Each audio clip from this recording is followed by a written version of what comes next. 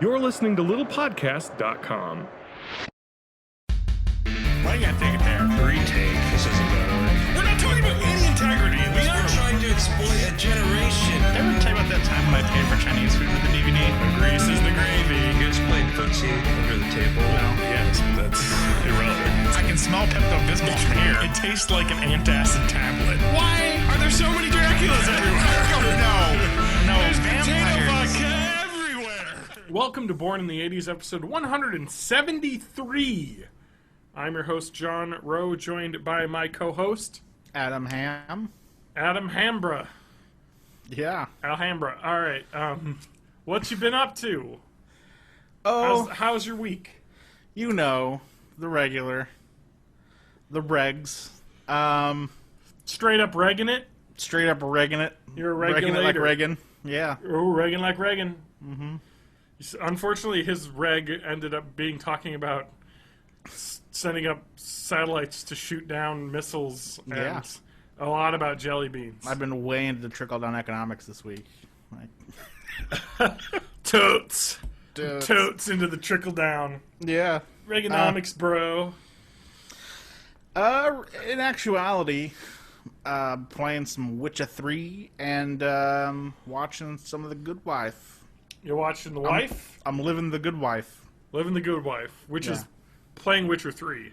A little bit. And watching Julianna Margulies deal with her husband, Yes. the political man.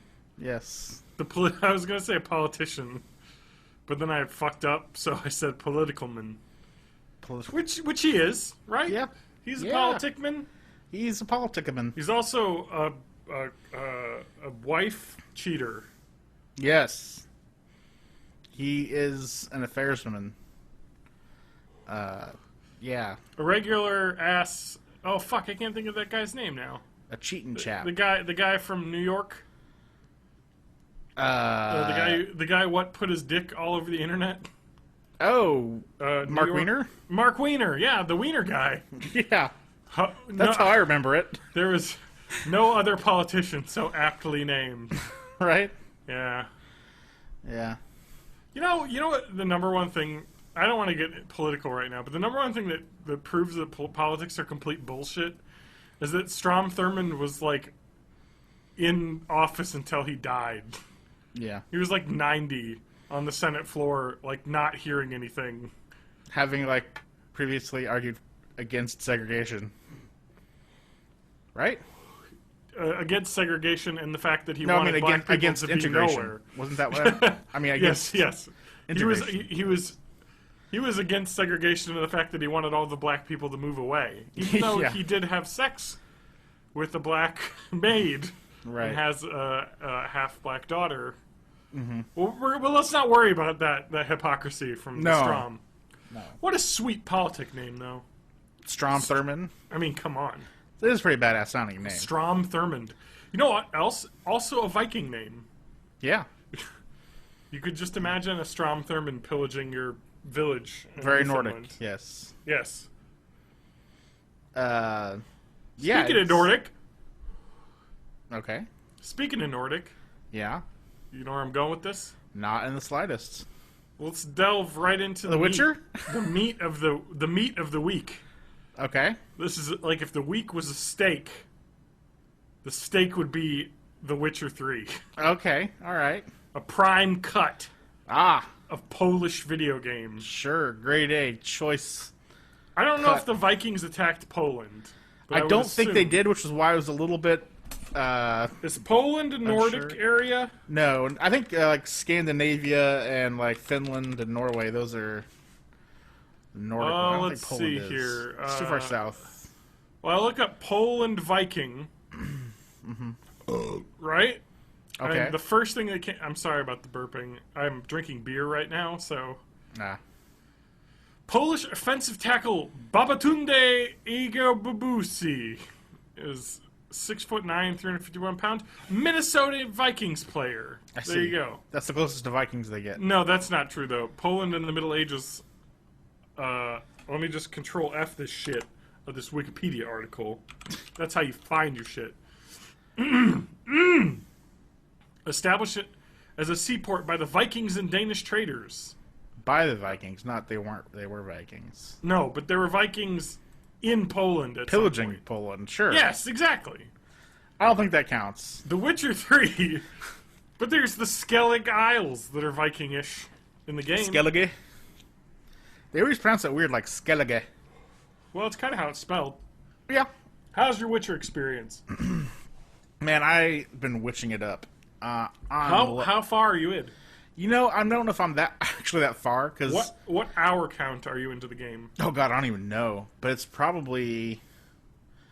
I think I'm probably at around the 10-hour mark or something. Really? You might be about where I am, which is weird. Because I just found Yennefer of Vengerberg, and we chatted it up. That's it? Yeah, pretty much. What? I thought you would be way farther than I am. I'm past that. Are you? Okay. Yeah, way past that. Well, I've been doing stupid...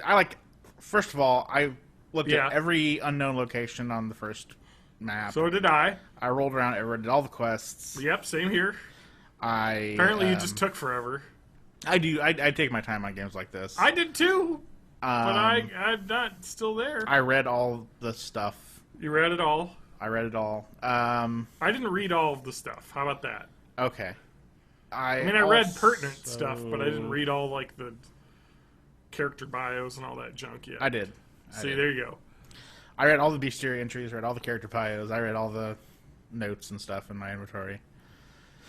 I also played Gwent a bit. Oh, fuck that game. I played the tutorial thing of Gwent, and there's a dude in the... Castle? In the castle who will Gwent, yeah. Yeah, so I am Gwented him. 2 or 3 quests into the main quest line in Velen. Yeah.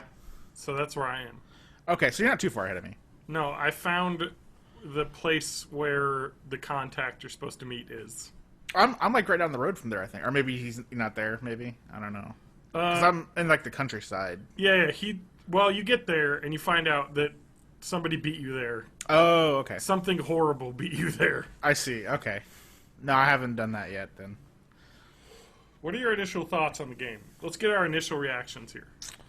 I was not digging the way the game played at first. Really? Well, the movement, which many people have said, the movement is bad. I will say that I never really noticed that much. I've played other games like this. I don't think it's that crazy. I've heard it's like going from like a Bloodborne to this, it's weird. Like the fact that, and I think the best way to describe it is that Geralt moves like you push the thumbstick. There's about like a tenth of a second lag, and then he bolts like 2 feet forward. Yeah. He's very jumpy, and it's very difficult to position yourself. Yeah. And in combat, sometimes it's a problem, but most of the time, the problem in combat is fighting like 6 deserters at once. Yeah. That's difficult. I've only died once. Yeah. Well, I think I've died more than that, but not much. I think I've died maybe 2, maybe 3 times. Yeah, I've only died once, and it was because it's kind of hard to tell the difficulty of things when you fight. Because I was fighting a couple bandits that were like green, level 4. Yeah. I'm taking forever to kill them, and fuck dudes with arrows. Fuck dudes with arrows. Also, fuck those guys that have like the heavy weapons that you cannot block. Because those, I hate that shit. Yeah, it took me a couple tries of trying to hit the parry with them and realizing that you cannot parry them. Yeah, I know, right? I did that too. In fact, I think that's one of the times I died. I was trying to like parry him and like, this is not working. Why is this not working? Well, like I cleared out a really extensive bandit camp. Yes. In there, it's a question mark. That's I think I know what you're talking about. The pit, or whatever it's called. Huh? It's called like the pit. The pit? Yeah, it's like the pit, the dark pit, the dank pit. It's a big hole in the ground with a bunch of houses in it and bandits everywhere. I don't know if I found that. Well, you'll find it, because if you go to the question marks, it's one of them. But I cleared it out. That wasn't too bad. I don't know. I found that... I must have. The game is going to be really hard if you're not using all of your abilities. Yes. It does require strategy. Pick up a lot of flowers. So that you can get potions made. Yeah. I picked up a ton of such shit, but it seems like all the shit in the tutorial area, I don't have anything for. Like, I picked up so much goddamn white myrtle. Once you get that, it's ridiculous. Yeah, there was a point where I couldn't craft anything, and then after I started in the new area, I was like, oh, I can craft like 7 potions. Yeah. And so I crafted like everything. And there's like a healing one. I got that. Good. That's actually part of a side quest in the tutorial area. If you, yeah. Sure. There's a Dragon's Breath one that a bomb. I've got that shit. That's awesome. Yeah, it's cool. When you use Igni, which I have a couple points in, so I like burning things. I like the way it looks. Yeah. And plus, a lot of the early ghouls are very weak to it, so it's helpful with drowners. I don't know. The combat is not great, but also kind of great. It's hard to describe. I think the combat is good. I'm not sure I've quite figured out. So, like, I killed a bear at an area that I was not expecting to fight a bear. Yeah. And I attacked it once with my steel sword that was shitty, and I was like, I did like no damage to this thing. But I fought it for about 4 or 5 minutes and killed it because it was slow, so I could just roll around it. Yeah. And hit it with fire and then slash it a few times. They don't like fire. Yeah. And then roll them away. And after about like good 2 or 3 minutes of fight, I killed the bear. It wasn't too bad, and I got the little level up power up deal. Yeah. I hate that the first fucking mutagen you get is green. Yeah, and So nothing. I put any points into that. Nothing in there looks good at all. Like, I don't know why I'd ever do that. I feel like it is because like the potions are such a big deal, and the number one awesome fucking thing about this is that your potions replenish when you meditate. Well, here's the thing I found out. What? Well, at least as part of the tutorial that I didn't get until like I think after the Yennefer thing. Yeah. Is that I guess it takes one of your, if you have hard alcohol, it takes one of the hard alcohol and refills all your potions. Yeah. Which makes no goddamn sense to me at all. Yeah, it's like, well, like it's or alcohest. If you have that. If you have that, sure. Which I have 8 billion of. Really? Yeah, just loot everything. There's so much of it. Well, there's a lot of alcohest, yeah. In the dank pit. The dank pit. I don't know the name of it. Dank. I'm going to call it the dank pit. I'm trying to figure out, I don't know where this is. Like, where was this dank pit? Like, It's pretty close to one of the quest area places. Maybe. It's like a big old circular town. Circular town? Mm-hmm. Like, I thought it's probably smack dab in the middle of the map, I would think. I'm going to look it up. Yeah. Witcher 3. The dank pit. It's not dank pit. Velen. Did you find some dank in there? No. Some Devil's dank Pit. Devil's Pit. Devil's Pit. That sounds more familiar, actually. There was 8 billion alcohests in there. So I stocked up. Okay. But I love it. I love it that your stuff replenishes. And the alcohol's not hard to get by. You know what I mean? Hard alcohol? Yeah. So you can get that. And I just like the fact that you don't have to recraft everything all the time. Yeah. You just do it once. And then as long as you have materials to replenish it, you'll get them back. So I feel like it makes you not feel like you can't use things. Totally. Which is really nice. I also have a feeling that you need that stuff to do combat well. Yeah, you do, I think. You really do. And one of the things I heard about The Witcher 2 was that it's a really difficult game unless you take the time to prepare for every fight. Yeah. Because every fight, if you use certain combinations of potions and skills and things, makes them way easier. Which I like, because it kind of adds a little bit of, pen and paper strategy. It's like, all right, I'm fighting this, got to gear up for this. I love that, yeah. Yeah, it's really cool and kind of refreshing. Adam, how would you say the game looks? I think it looks We're playing amazing. on PS4, by the way. Yeah, I'm playing on PS4. I think it looks amazing. It is fucking gorgeous. It is. Beautiful game. Just to run around in the open world. And, like, you thought White Orchard was big? Yeah. Velen Hurts like 20 times as big. A monstrosity. Yeah.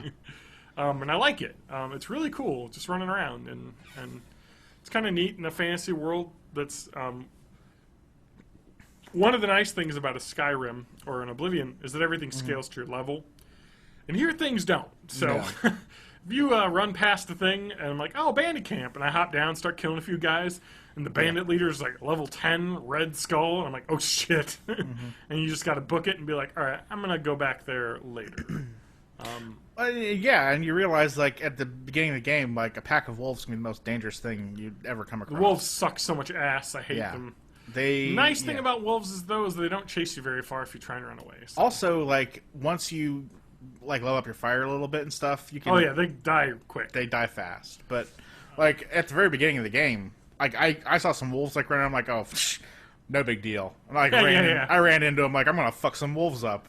Yeah. And in most games, that would be the case. Yeah, it's like they're like the rats. Yeah, exactly. First thing you fight. No, wolves are actually level 5, and if you're level 1 and you've got nothing going on, they hurt a little bit. They hurt. Yeah, they will fuck you up. Yeah. Right now, I got a club. Do you? I haven't seen the secondary weapons. Is my steel weapon is a club? Yeah, it's the best weapon I have, and I can't find anyone to. In Velen, I can't find anywhere to make or craft or weapons. Yeah. Because I was going to ask you if you found that Viper gear stuff. I think I did. I the feel Viper like School gear? Yeah, I feel like I got a quest that said complete. Like Viper School quest complete. I was able to get the steel... Because those are diagrams. Like, there's, like, actual... Oh, they're diagrams. Okay, so I have to go and craft them. Like, before I even fought the Griffin, I had a fucking awesome green... It's not green, like in the game, but like a green item. Yeah. Sword. A steel sword. Oh, okay. I didn't have that. Because I found emerald dust somewhere. From some other thing. I do like how much you can carry in this game. Yeah, it's a lot. Although, okay, this actually kind of goes into one of the things I don't like, though. Okay. Or maybe I don't. Maybe I do. I just don't. Haven't figured it out yet. Like, you got the saddlebags, right? I do. Okay. But money is hard to come by. It is. And stuff can cost a lot. I actually like that about the game. It's kind of a cool thing.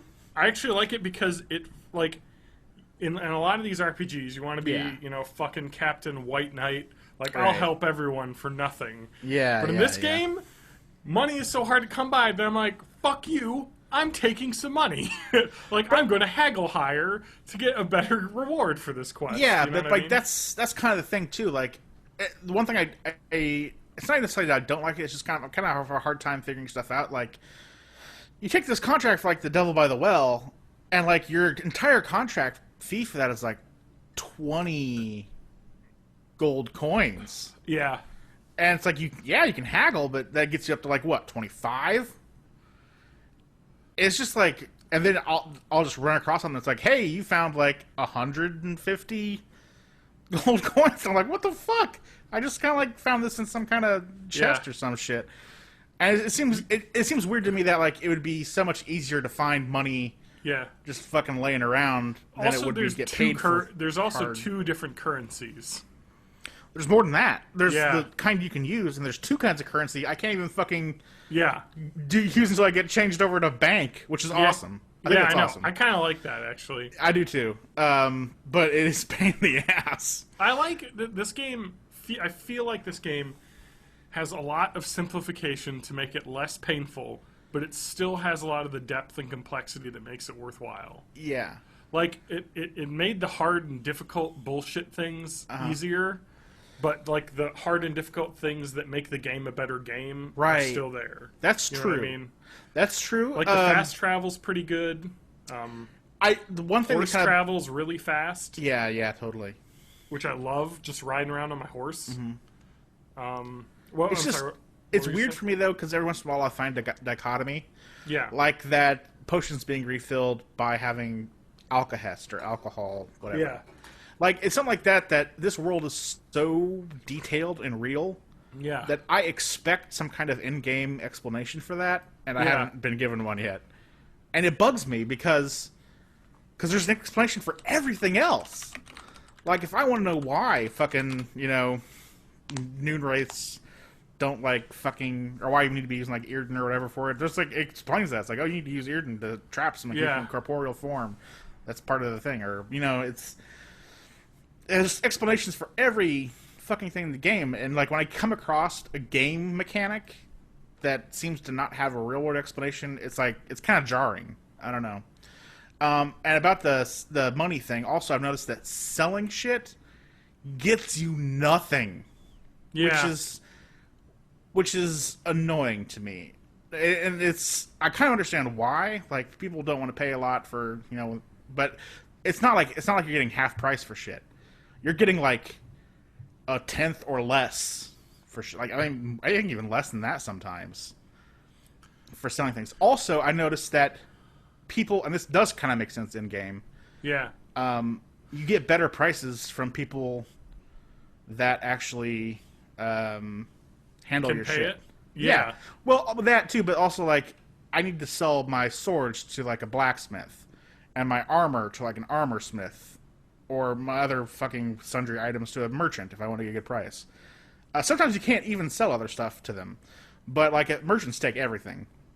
So if I try to sell, like, some boots or gloves or whatever, they might do okay there. But if I try to sell swords and armor and shit, I get balls for them. Like, absolute fucking balls. If I sell it to an armor smith or something like that, I get a better price. It's slightly less balls, but it's still also kind of balls, which kind of is weird. And some that I know depends on, like... I do just like that dismantling costs so much money as well. I know! It's like everything costs money in this game. I literally... There was one time, I think I came back from the battlefield area that you go to at one point. Sure. It's cool, because you can pick up, like, shit from everybody. There's swords laying around. You can pick them up. You can get all kinds of stuff. They all sell for like 3 gold. They all sell for like 3 gold. Yeah. And I realized I needed to repair my armor and shit. And I realized that, like, the repair rates are also kind of expensive for the amount of gold that you get. So the fact that I was taking longer and spending more time fucking around, like killing shit and doing stuff, was almost bad, because I was losing money on repairs. Like, I wasn't getting enough money from actually questing to keep up my repairs. Yeah. So yeah, that gets kind of annoying when it's like, okay, if you're gonna give me balls for all the items that I get from killing shit, because you don't want me to get money from killing shit all the time. One thing about Alcahest, don't make the repairs goddamn high. Then yeah, like one thing, yeah.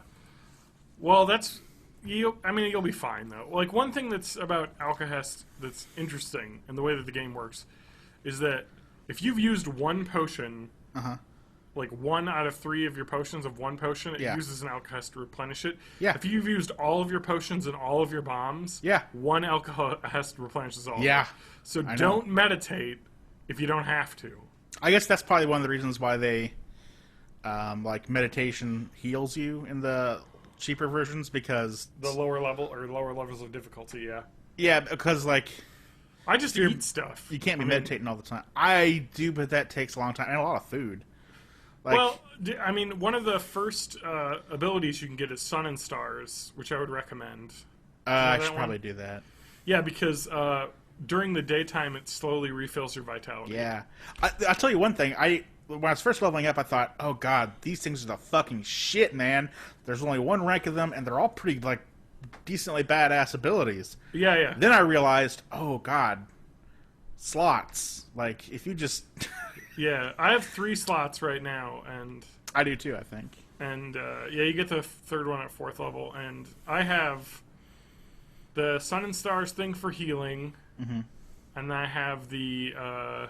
and then at night, Stars does something else. Which stamina regain. It makes your stamina regain faster. Yeah. So you fight a little bit better at night.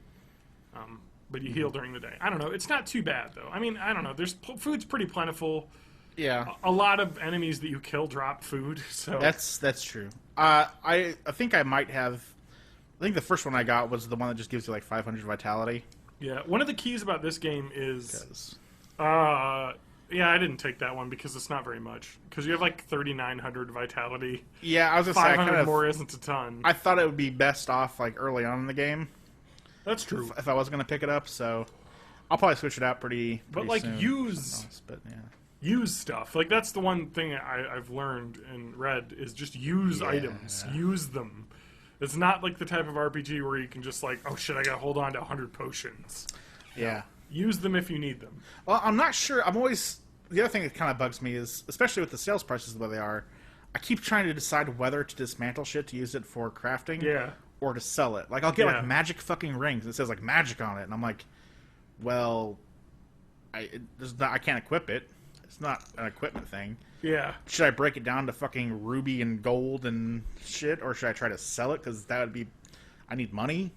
Like, do I get a decent price for a magic ring? Not as much as you'd think. Yeah, I know.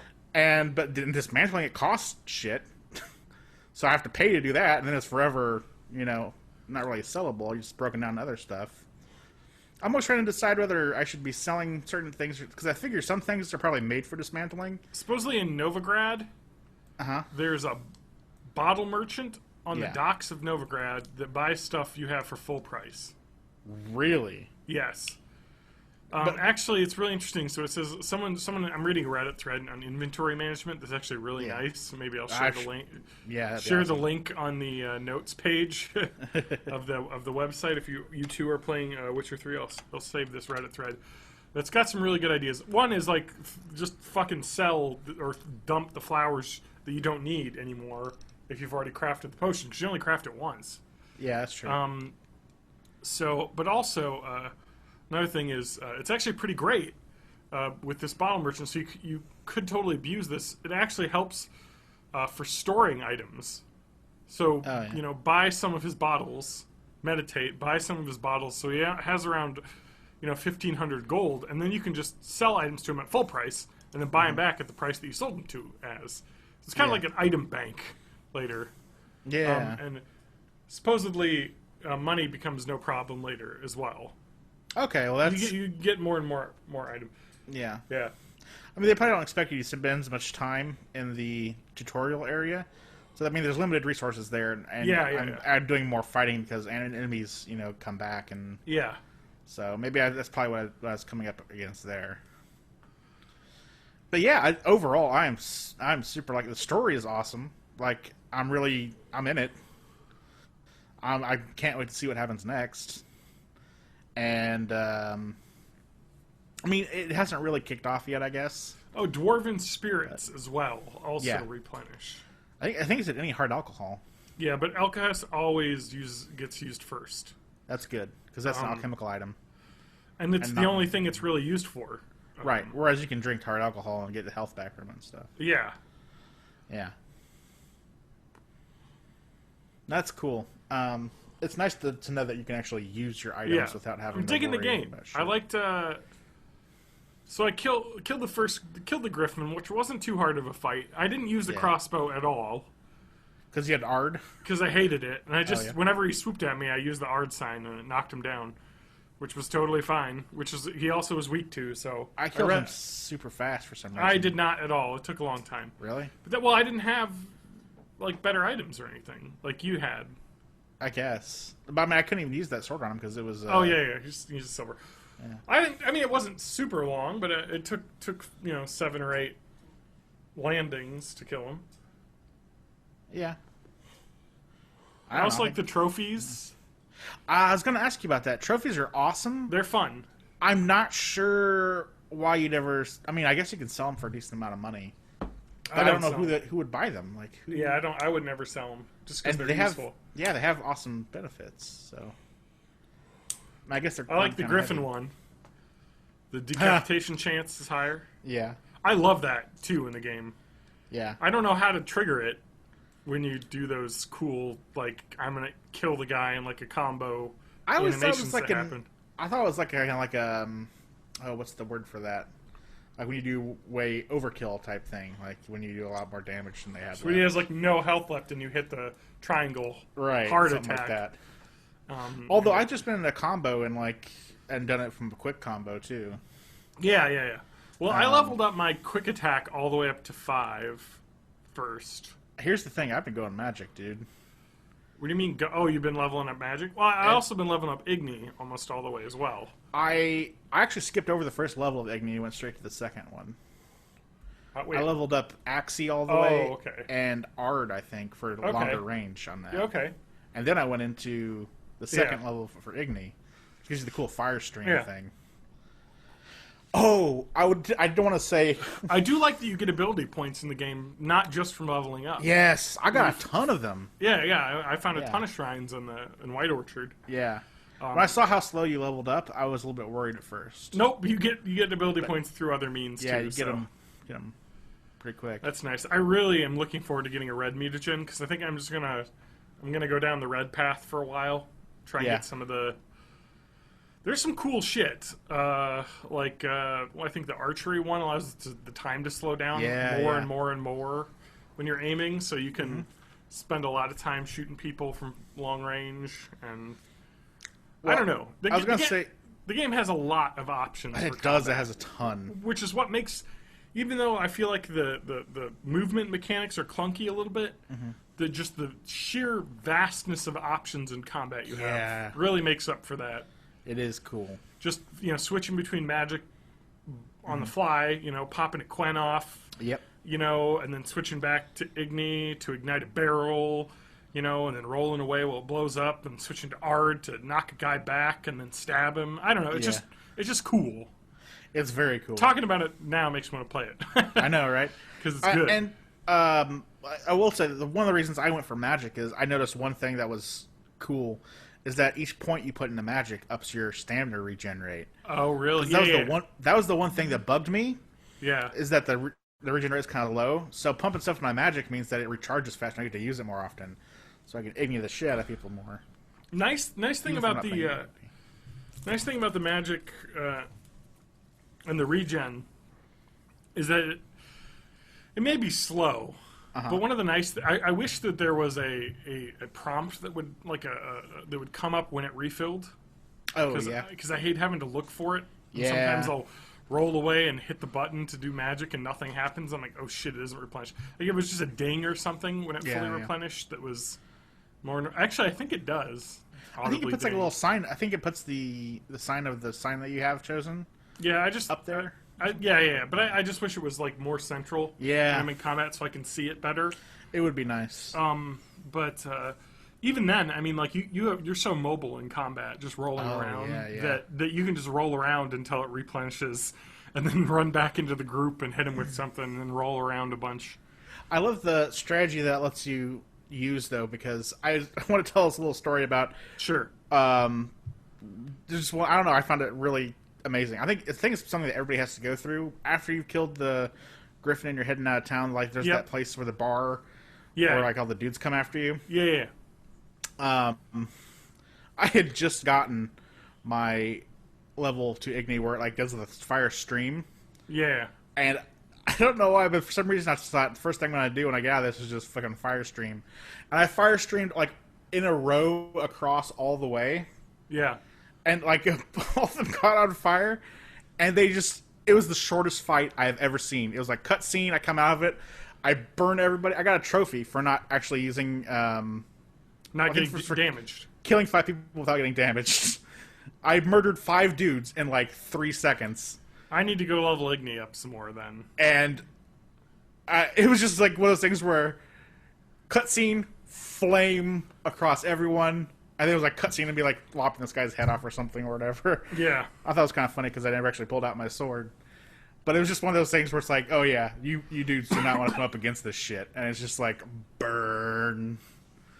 And, I don't know, for some reason, like, being able just to do that, like, I know I'm in this enclosed space with a bunch of dudes, and just being able to pull it out and just, like, roast everybody without even, like, touching my sword is a really cool feeling. It's really, like, yeah. It feels like I was rewarded for my strategy there and for, the game's mechanics having these different options for you. Yeah. Just so you know, I don't know. I'm in love with the game. It's really good, and I've been playing it a bunch. I'll probably play it a bunch more this week. Get farther. Basically the White Orchard area is like the tutorial, like the 3 to 5 hour tutorial area, or more if you're me. Yeah, and then did you get to pick your story world state options? I did. I wish. I know there's guides out there. I read a guide. I wish there was a little bit more information. There's very little, and then sometimes the questions that you can answer aren't specific enough that if you weren't reading a guide, you wouldn't know what it really meant. Like I read a guide. I should say I didn't read a guide for it. I read a breakdown of previous games, but I did read an actual guide on like what to choose if you want. Yeah, I read the guide on what to choose, which was much more helpful because I kind of knew what the choices would be. But the questions aren't 100% clear. That's what I found out. So I just fucking guessed. And I'm like, well, I didn't play the other games anyway, so fuck it, whatever. You know. Yeah. So who did you side with? Irveth, I think. Oh wow, interesting. The human killer. Well, the massacre guy. I had the feeling that I got the impression that they were oppressed, like non-humans. Yeah. No. Yeah. So I thought that was. Like, yeah, but like the Irveth guy like murders like innocent women and children. Oh, does he? I didn't know that. See, I knew he was like kind of considered a out there guy, but I remember it saying something about like, well, choose this and see how people react to you. It's like, oh boy. Okay. But like, I chose the other guy. And when in doubt, I chose with like letting people go. Yeah, letting people live. Murdered. Always. Yeah. Just because they could show up again. Exactly. Yeah. One thing I read was to let Letho live. Oh, I did. I totally did. Always, everyone's like, choose that one because he'll show up if you chose that. So okay, that's good.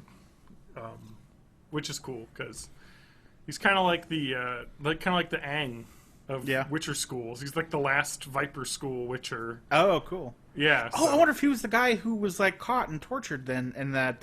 Possibly. That was a tutorial thing where he was like collecting the diagrams for the Viper school. It's possible, but I mean, if you would have chose the other option, then he wouldn't have been alive for that to happen to. Well, that was in the tutorial, so I think that was. Maybe it's not him, then. I don't know. Yeah. Well, or it could have just been someone else, then. I don't know. Yeah. I don't know. It was cool, though. I like that scene a lot. Did you bow? Yeah, of course I bowed. I wish I wouldn't have. I did, too. I wish I wouldn't have. Yeah? The guy was a dick anyway. He was a dick.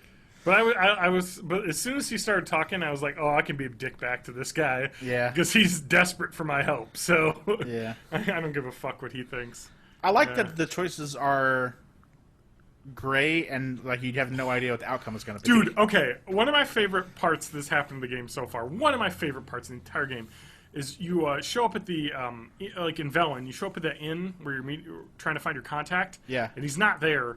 And then a bunch of fucking burly bandit dudes come in and they're like, acting all, angry and shit. We don't like witches. Yeah. And so I was like, oh, I'll buy a round. I'll buy a round. I don't want to cause a fight in this guy's tavern.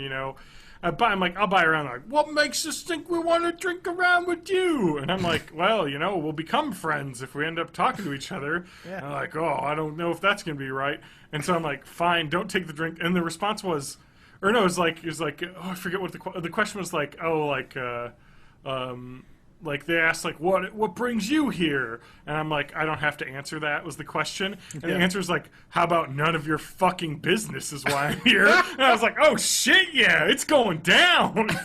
And I fucking murdered all those guys, and it felt awesome because they were dicks. I love how much of a badass you are. It's true, you are a badass. I love it. And you get that. Oh, this game is so good because it's such a good power fantasy game because you get that feeling of like when these fucking piss ants talk to you, you're like, I could fucking burn your face off in 2 seconds. Yeah. And then you just do it because you're like, fine, fuck you then. And then you talk to the guy and he's like, please get out of here. I'm going to get murdered now because those were like the Bloody Baron's men. And then you respond, of course, is like, yeah, I don't think he's going to think that you killed these guys. Like 5 of his bandits. And then he's like, leave out the back. And I dawdled in there, looting everybody, and a fucking dude came through the door. I was like, what's going on in here? And the combat started again, and I had to kill that guy. And then I think I either died. I think I died when I tried to fight them. That was the time I died. And so I looted, and then when I came back, I reloaded. Everyone had already been looted, so it saved that for me. I didn't have to loot them again. Yeah. And I was just like, I'm just going to walk out. And he came strolling in. The combat music started again. I was like, what the fuck? And then I couldn't open the door. And so I just crouched in the corner for a while. And then the combat music went away. And I was able to get out. And I was like, what the fuck was that? And then I went and killed them anyway. Because I was like, fuck these guys. They're waiting outside. I can't use the fast travel. They're standing near it.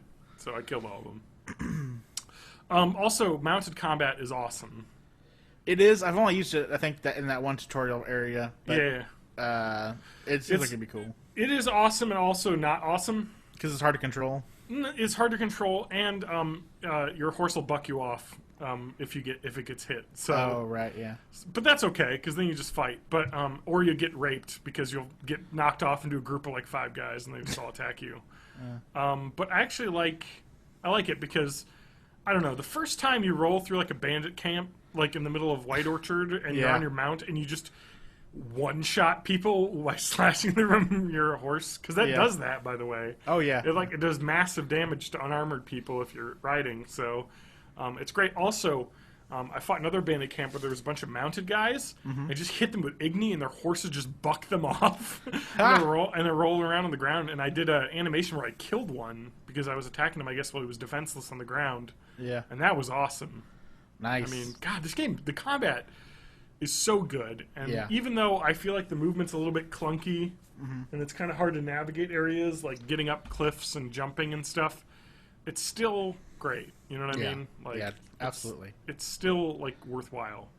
Totally. Yeah. Plus, you get a lot more money. So, like for instance, the contract I just took, I haggled it up to like 300 gold. So, okay, that's coming. Good.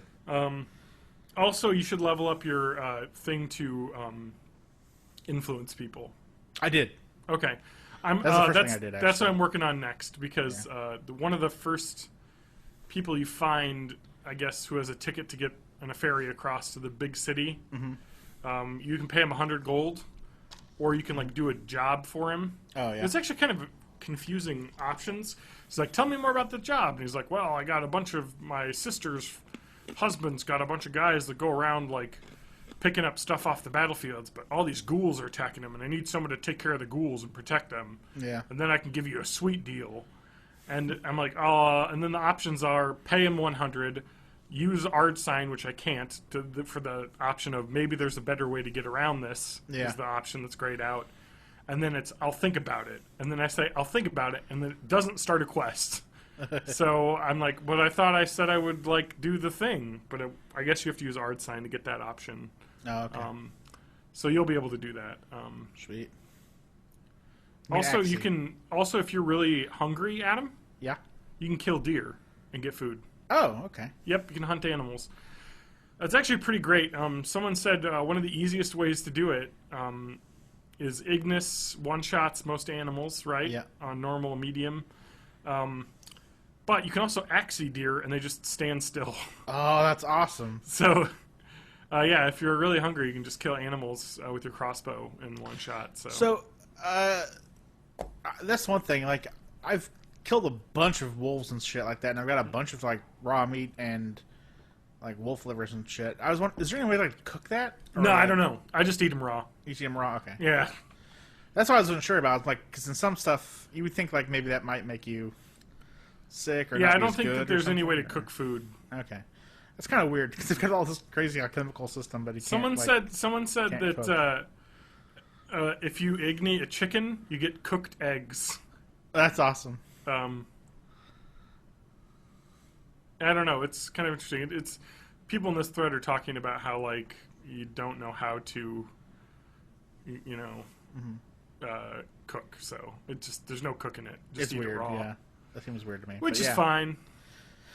It's just another one of those things where it's like there's so much stuff in this game you would think that there'd be a way to do that. But I mean, maybe they just didn't get around to it, or it's not. I mean, it's not a big deal or anything like that.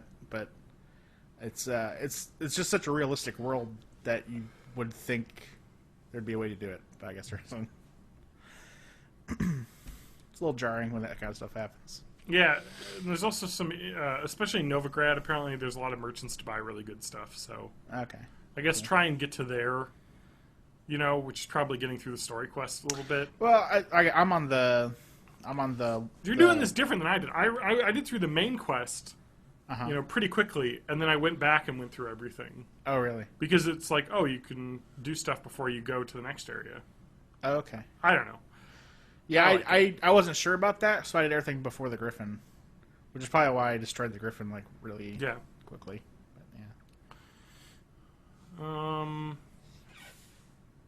Also, I had a bunch of like places of power active when I was fighting him, like my Ard and my Igni. Apparently, there's a plus 70 carry weight saddlebag you can buy too, which isn't too bad. That would be nice.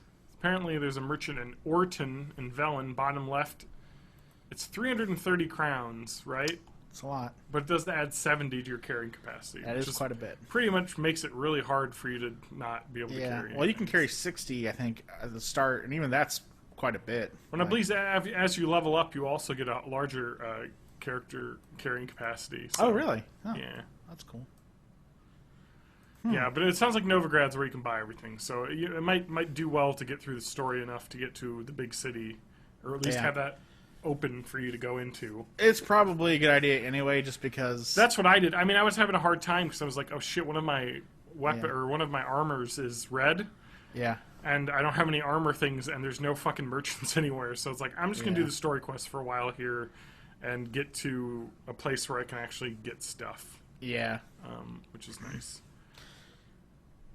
And one of the first things I actually bought was saddlebags that give you plus 30, so... I didn't see any in White Orchard, so... There is a merchant that sells saddlebags in there, so... Really? Yeah. The first merchant I think you see, actually. The one that you help. Yeah. Yeah, I think he has saddlebags. He has a saddle. He doesn't have saddlebags, I don't think. Though there's a merchant around that I got saddlebags from, though. So. Oh, weird. Okay. They were 130-ish golds. That's probably why. I probably just couldn't afford them. Yeah. Anyway, so that was pretty cool. I don't know. The game's great, but it is. I don't know. I think we've talked about it enough. We can move on. Yeah. People that haven't played The Witcher are like, I don't give a shit. Enough witchering. Fucking witches. I don't lock them around. I absolutely fucking love, though. I love whatchamacallit, the world, like this, just the fiction. Yeah. The fact that like everyone is desperate for like witchers all the time to help them with their shit. But they also hate witchers. But they fucking hate witchers. I know. Also, if you want money, a good way to get money in this guide also says to destroy the beehives. I haven't been sure how to actually destroy them. Like, I've tried to go pick them up and stuff, but I don't know. I think you have to, like, shoot them or fire them. But anyways, anyways, I didn't have that's right. I didn't have the crossbow for a long time. Supposedly, you can get, like, 2 to 4, like, bee things. It's honeycomb? That's the way to do it. Yeah, he said he made, like, 1,000 crowns in the starting area. Holy shit. So you get, like, Igni... Yeah, to burn them off, and then you get like honeycombs in them that sell for like 15. I got one like honeycomb, or like an herbalist. So they'll sell for a lot. You can eat them, but yeah. So the herbalist in White Orchard buys honeycombs for quite a bit. So maybe I'll go back to White Orchard and sell my honeycombs. Yeah. So there's a good way to get money. Cash. So. Cool. That's good. Yeah. I don't know. I'm liking the game. It's deep. Yeah. It makes me want to play it now. God damn it. We gotta finish the podcast. Yes. Adam, what else is going on? Been good wife in it. All right, we gotta talk about The Good Wife. Yeah, we do. Adam, what is The Good Wife in 20 seconds? The Good Wife is the story of the wife of a recently disgraced politician. Yep. Who had an affair, and her struggle to raise her kids and not divorce him and be an awesome high-powered lawyer. This is the show aimed at 50-year-old women. Maybe. You are watching it. So, here's the thing. I had heard from a lot of the people online and this is starring Julianna Margulies. Yes, of who's ER won fame. all of the Emmys for this show. Yeah, exactly. The show wins 1 billion Emmys. It wins 1 billion Emmys, and everybody I've heard who's talked about it has said it's really great. So I thought, not having anything really to watch, it's about time. Yeah. So I started it, and I've moved out of my Marvel hole into the Good Wife hole. Oh, good. You're in a Good Wife hole. The Good Wife hole. There's an episode title for you. Yep. Living in the Good Wife hole. Our podcast is no longer available on iTunes. I think we've said worse on here. Oh, no. You can say whatever you want. I'm just worried about the titles. Oh, That's why I haven't used swear words in titles ever. I see.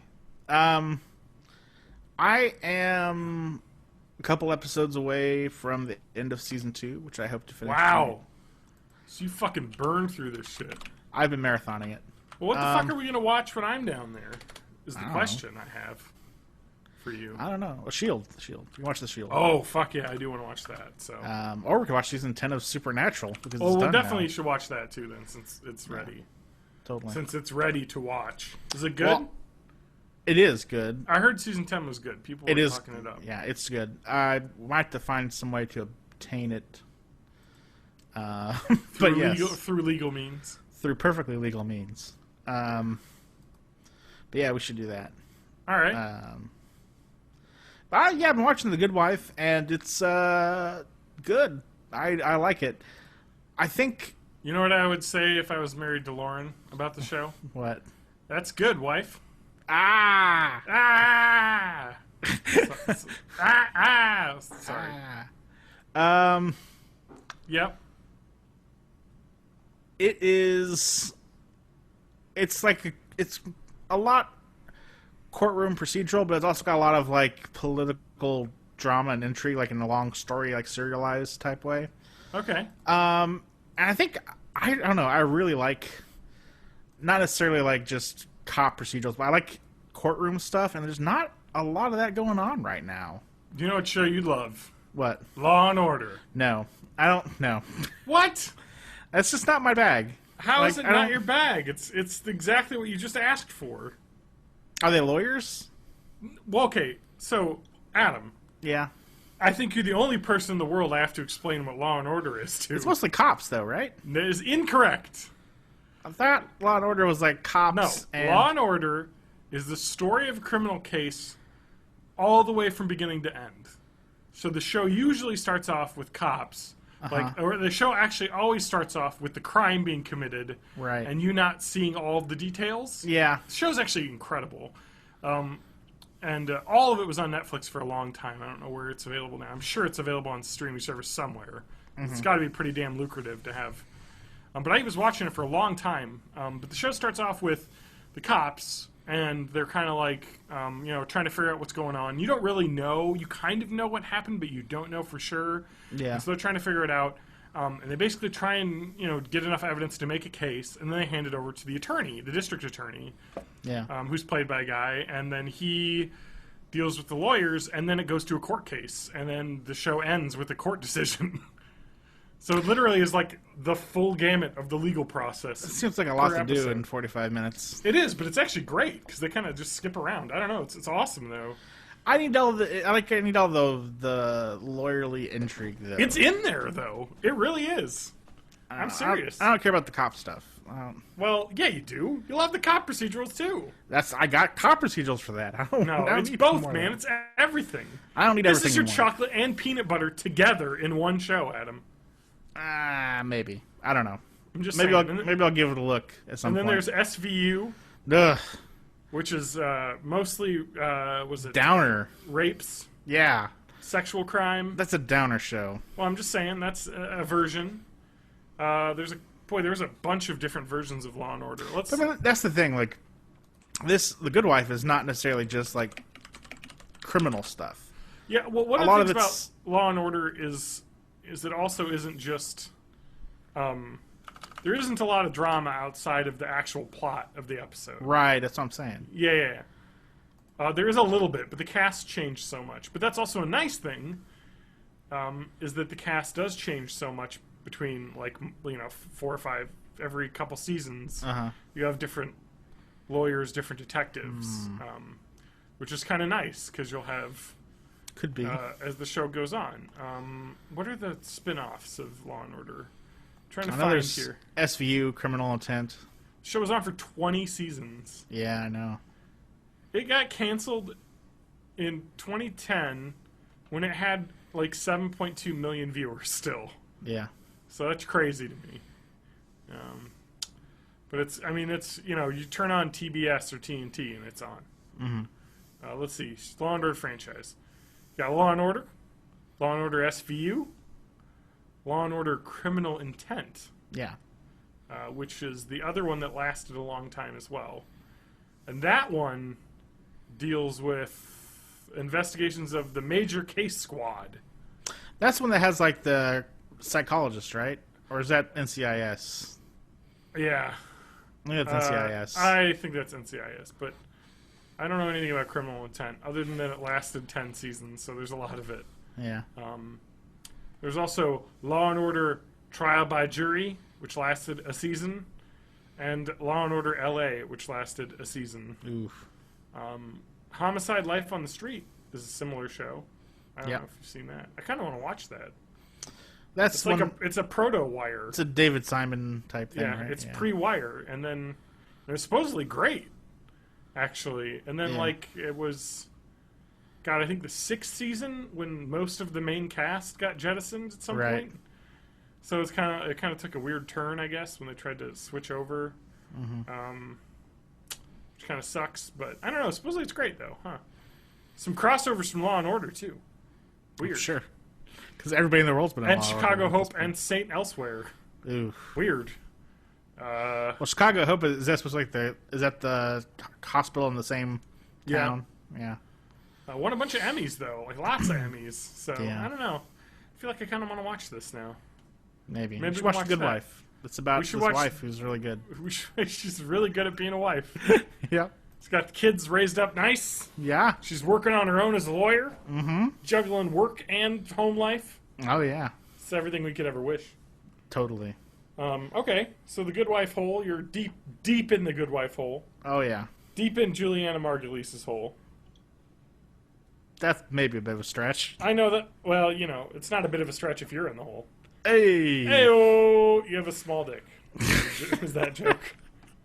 John Rowe, joke explainer. It's a new segment Yeah. where I explain my jokes. Adam. To the sting from Priceline Negotiator. Yeah, man. John Rowe, joke, something. Explain. Oh, I forgot the word. Explainer. Explainer. I've had some beers. Yeah. Give me a break. All right, Adam, I want to talk about something. Okay. I was at an arcade a week ago. What? I went to Milwaukee, Okay. which is ho-chunk for something. Let me see what Milwaukee translates to. Does it have something to do with a lake or a river? Probably. What does Milwaukee translate to? Come on. Milwaukee. Oh, you would have thought the sting, the tagline, and the very first paragraph of the Article. article would have said what Milwaukee meant. But let me just see what Milwaukee.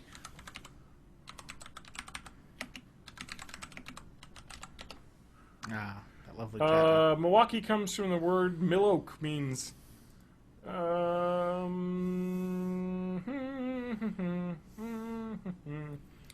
Milwaukee. The Algonquin word, not ho-chunk, but it was originally inhabited by the Potawatomi ho-chunk, but means good, beautiful, pleasant land.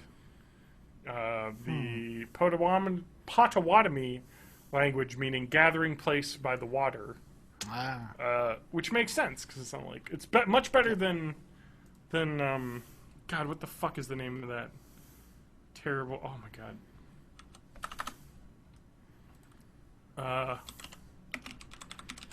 Adam, go. Yeah. Vamp for a second as I'm looking up a fun and interesting. The Winnebago. Oh. Yes. Yeah. So the Winnebago is derived from an Algonquin word. So the Lake Winnebago and the Winnebago Indians around them is the English word Winnebago is derived from the Algonquin word meaning people of the dirty water. Thought to refer as the Fox River and Lake Winnebago, which are fouled by the bodies of dead fish in the summer. So it smelled really bad. And so they were like, you are the smelly water people.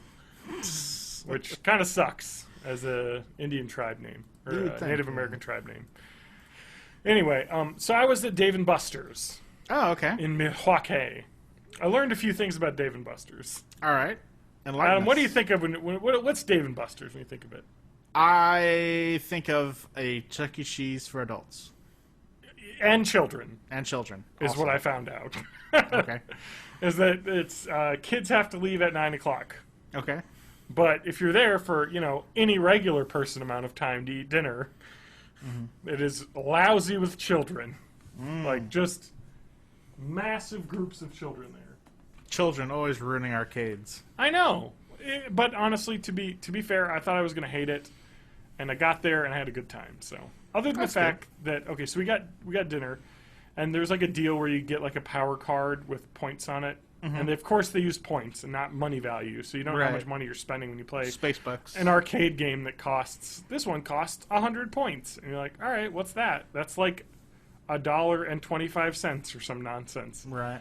But anyway, so we got the meal, and a few of their fancy like tiki drinks. It was somebody's birthday, so we were celebrating.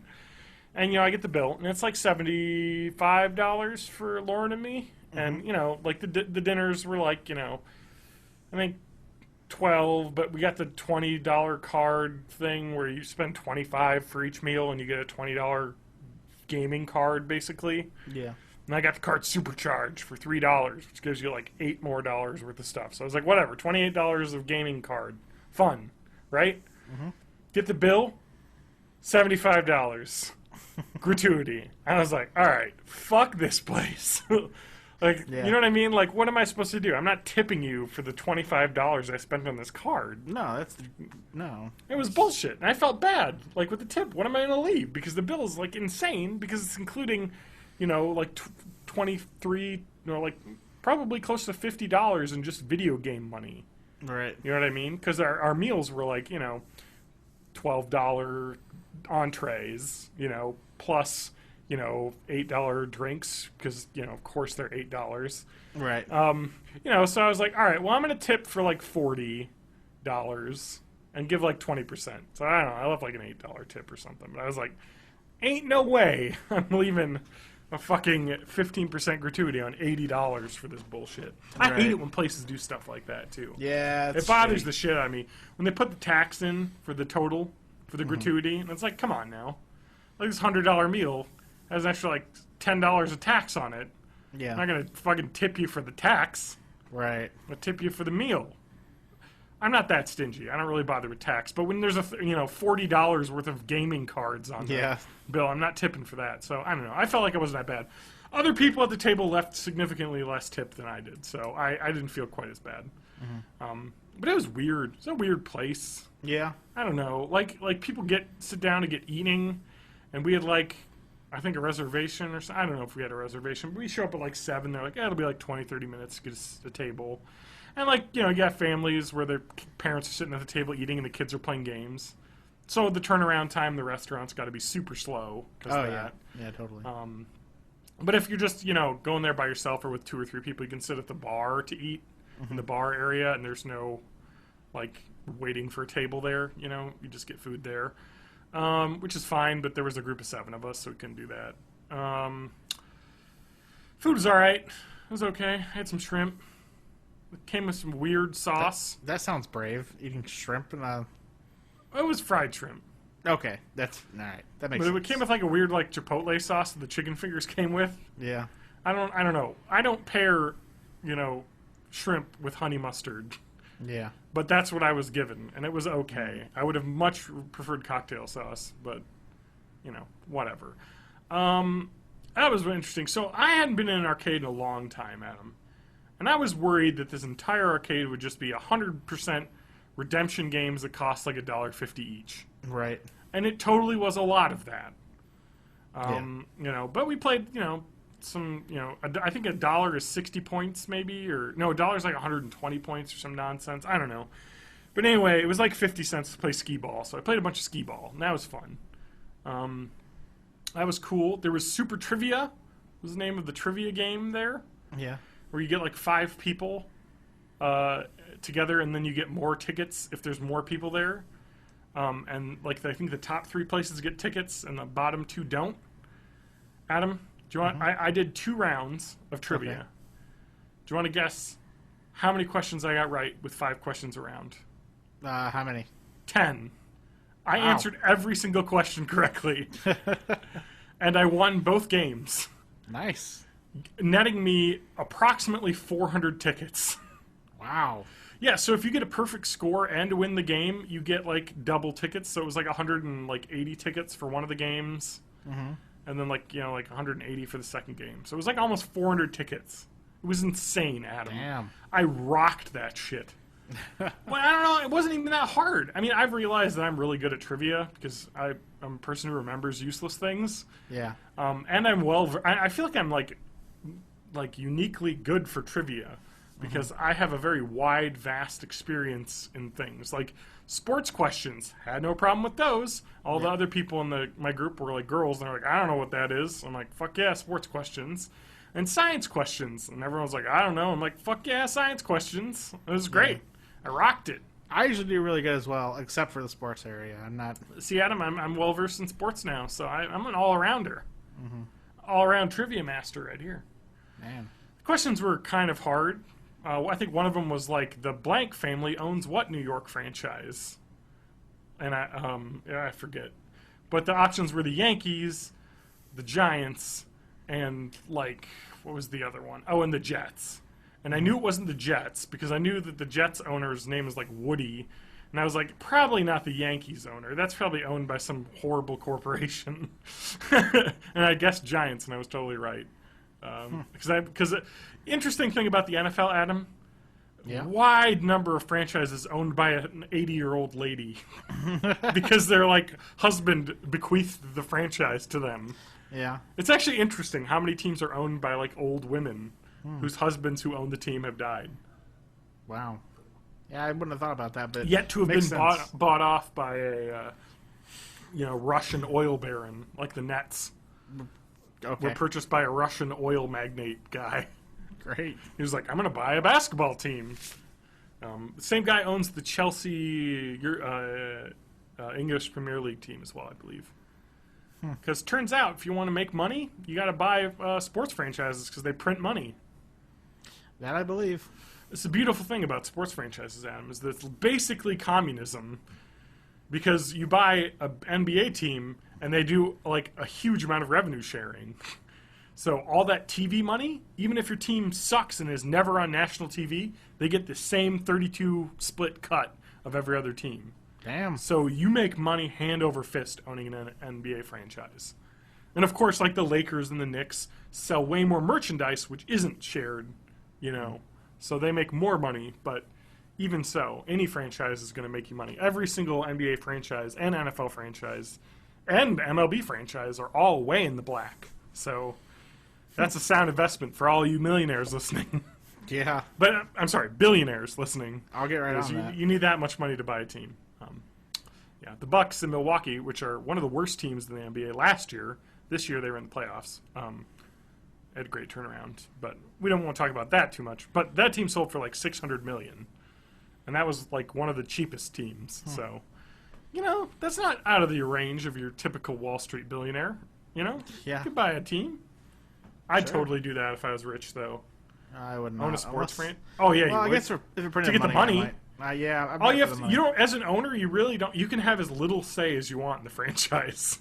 Yeah. Like you literally just are like, all right, I'm going to pay a bunch of smart basketball people to run this. All right, go do your work. I'll enjoy the free air flight to games and stuff, and the money that I get every month. Yeah, you know what I mean. Anyway, but Dave & Buster's. Sorry. Okay, trivia was easy. All right. There was also 2 games that had free play for the first time because they're trying to like get people to play them. So you swipe your points card and you get to play them for free. And they were Candy Crush and Subway Surfers. Whoa! I know, right? So a lot of like there was Doodle Jumper and Cut the Rope. So basically, if you have a phone game, it is now an arcade game. Oh. Which is kind of, but when you think about it, it's kind of the way arcades are, though, because you got the home game and then you have the arcade version. But why would I like? I would just. It seems like such a waste because I don't want to. If I go to an arcade, a specific place called an arcade made for playing these are redemption games, cabinet games, then. But these are redemption games. Yeah. I found a Miss Pac-Man machine and played that. Yeah, that was fun. That's cool. Okay, but I got to talk about the actual arcade games, which there were plenty of. I was very happy, actually. Nice. It's hard to find places like that now. I'm just going to say this. I'll save my favorite game for the last, but we're going to start off with a game that I played a ball ton of and probably put like $5-10 into. Mario Kart Arcade GP DX. Incredible. If you ever get a chance to play the Mario Kart arcade game, it is awesome. It's its own game. It isn't like a repurpose of any other Mario Kart game, so it's its own thing. But it is just a joy. Like, the graphics are, Wii U level, HD, looks great. It's by Namco, partnered with Namco. So there's Namco characters in there, so you can race as Pac-Man, or if you're me, you can race as Doraemon, which I really appreciated, as that little racing drum man. From, I think his name is Doraemon? Or is it No, it's not Doraemon. What is it? Doraemon is like a blue guy who pulls stuff out of his magic pouch. Yeah, I'm thinking of I'm thinking of a different Japanese. Yeah, Doraemon's the weird fucking, was it Tomio? What the fuck is the name of that animation company that owned him? Tomei? Yeah, one of those weird. He's like a Japanese Mickey Mouse, but well, there's a manga, old manga, a long time ago, anime. About Doraemon. God, I can't even. I'm like, fucking A, dude. I'm losing my mind right now. I can't find. Oh, here we go. It's Taiko. Actually, is the company, not Namco. Namco, I think, owns Taiko, maybe. But it's Taiko Drum Master is the game I'm thinking of. Taiko's a kind of drum. Yeah, but the game is Taiko Drum Master. Oh, okay. But the character is... I don't know what the fucking name of the character is. I'm just going to assume it's Taiko-kun. He's a little animated drum man. Okay. But anyway, I played as the little drum man, and it was awesome. But you get to... one of the cool features in, like, the racing games, though, is that it takes a picture of your face. Nice. And so when you, like, pass people, it does that. But there were two machines hooked up together, so Lauren and I raced each other a whole bunch, and that was really fun. That game, highly recommend. Also, I played Guitar Hero arcade version. Huh. That was awesome. Yeah? And it was interesting to play Guitar Hero. I played, I was trying to pick up, like, fun songs, because the song list was shitty. I was like, there's not enough rock in here. So I played LaGrange. Okay. By ZZ Top. You know that song? Sure, I've heard it. It's a guitar song. Yeah. With the awesome solo, and that was great. And then I played CM Punk's music, because Lauren was like, it's CM Punk's entrance song, which is Cult of Personality by Bad Religion, and I played that, and that was awesome too. And I played on medium, and I kicked ass in both of them, and I realized that I have muscle memory for Guitar Hero. Like, it just came back to me instantly. Yeah. And I loved it. Well, they're coming out with like Rock Band 4. I know. I'm looking forward to it now, especially if I don't have to buy new instruments, but I will because I have Xbox stuff. Yeah. Exactly. But whatever. I'll have to throw those away. Maybe I'll break them in badass, like, I don't know, but those are like USB, aren't they? Yeah, they can make a dongle, right? No, I don't think so. God damn it. I don't know. Anyway, that was really fun. Yeah. I forgot how much fun Guitar Hero was. Like, rhythm games are great, and I think it's time for them to come back.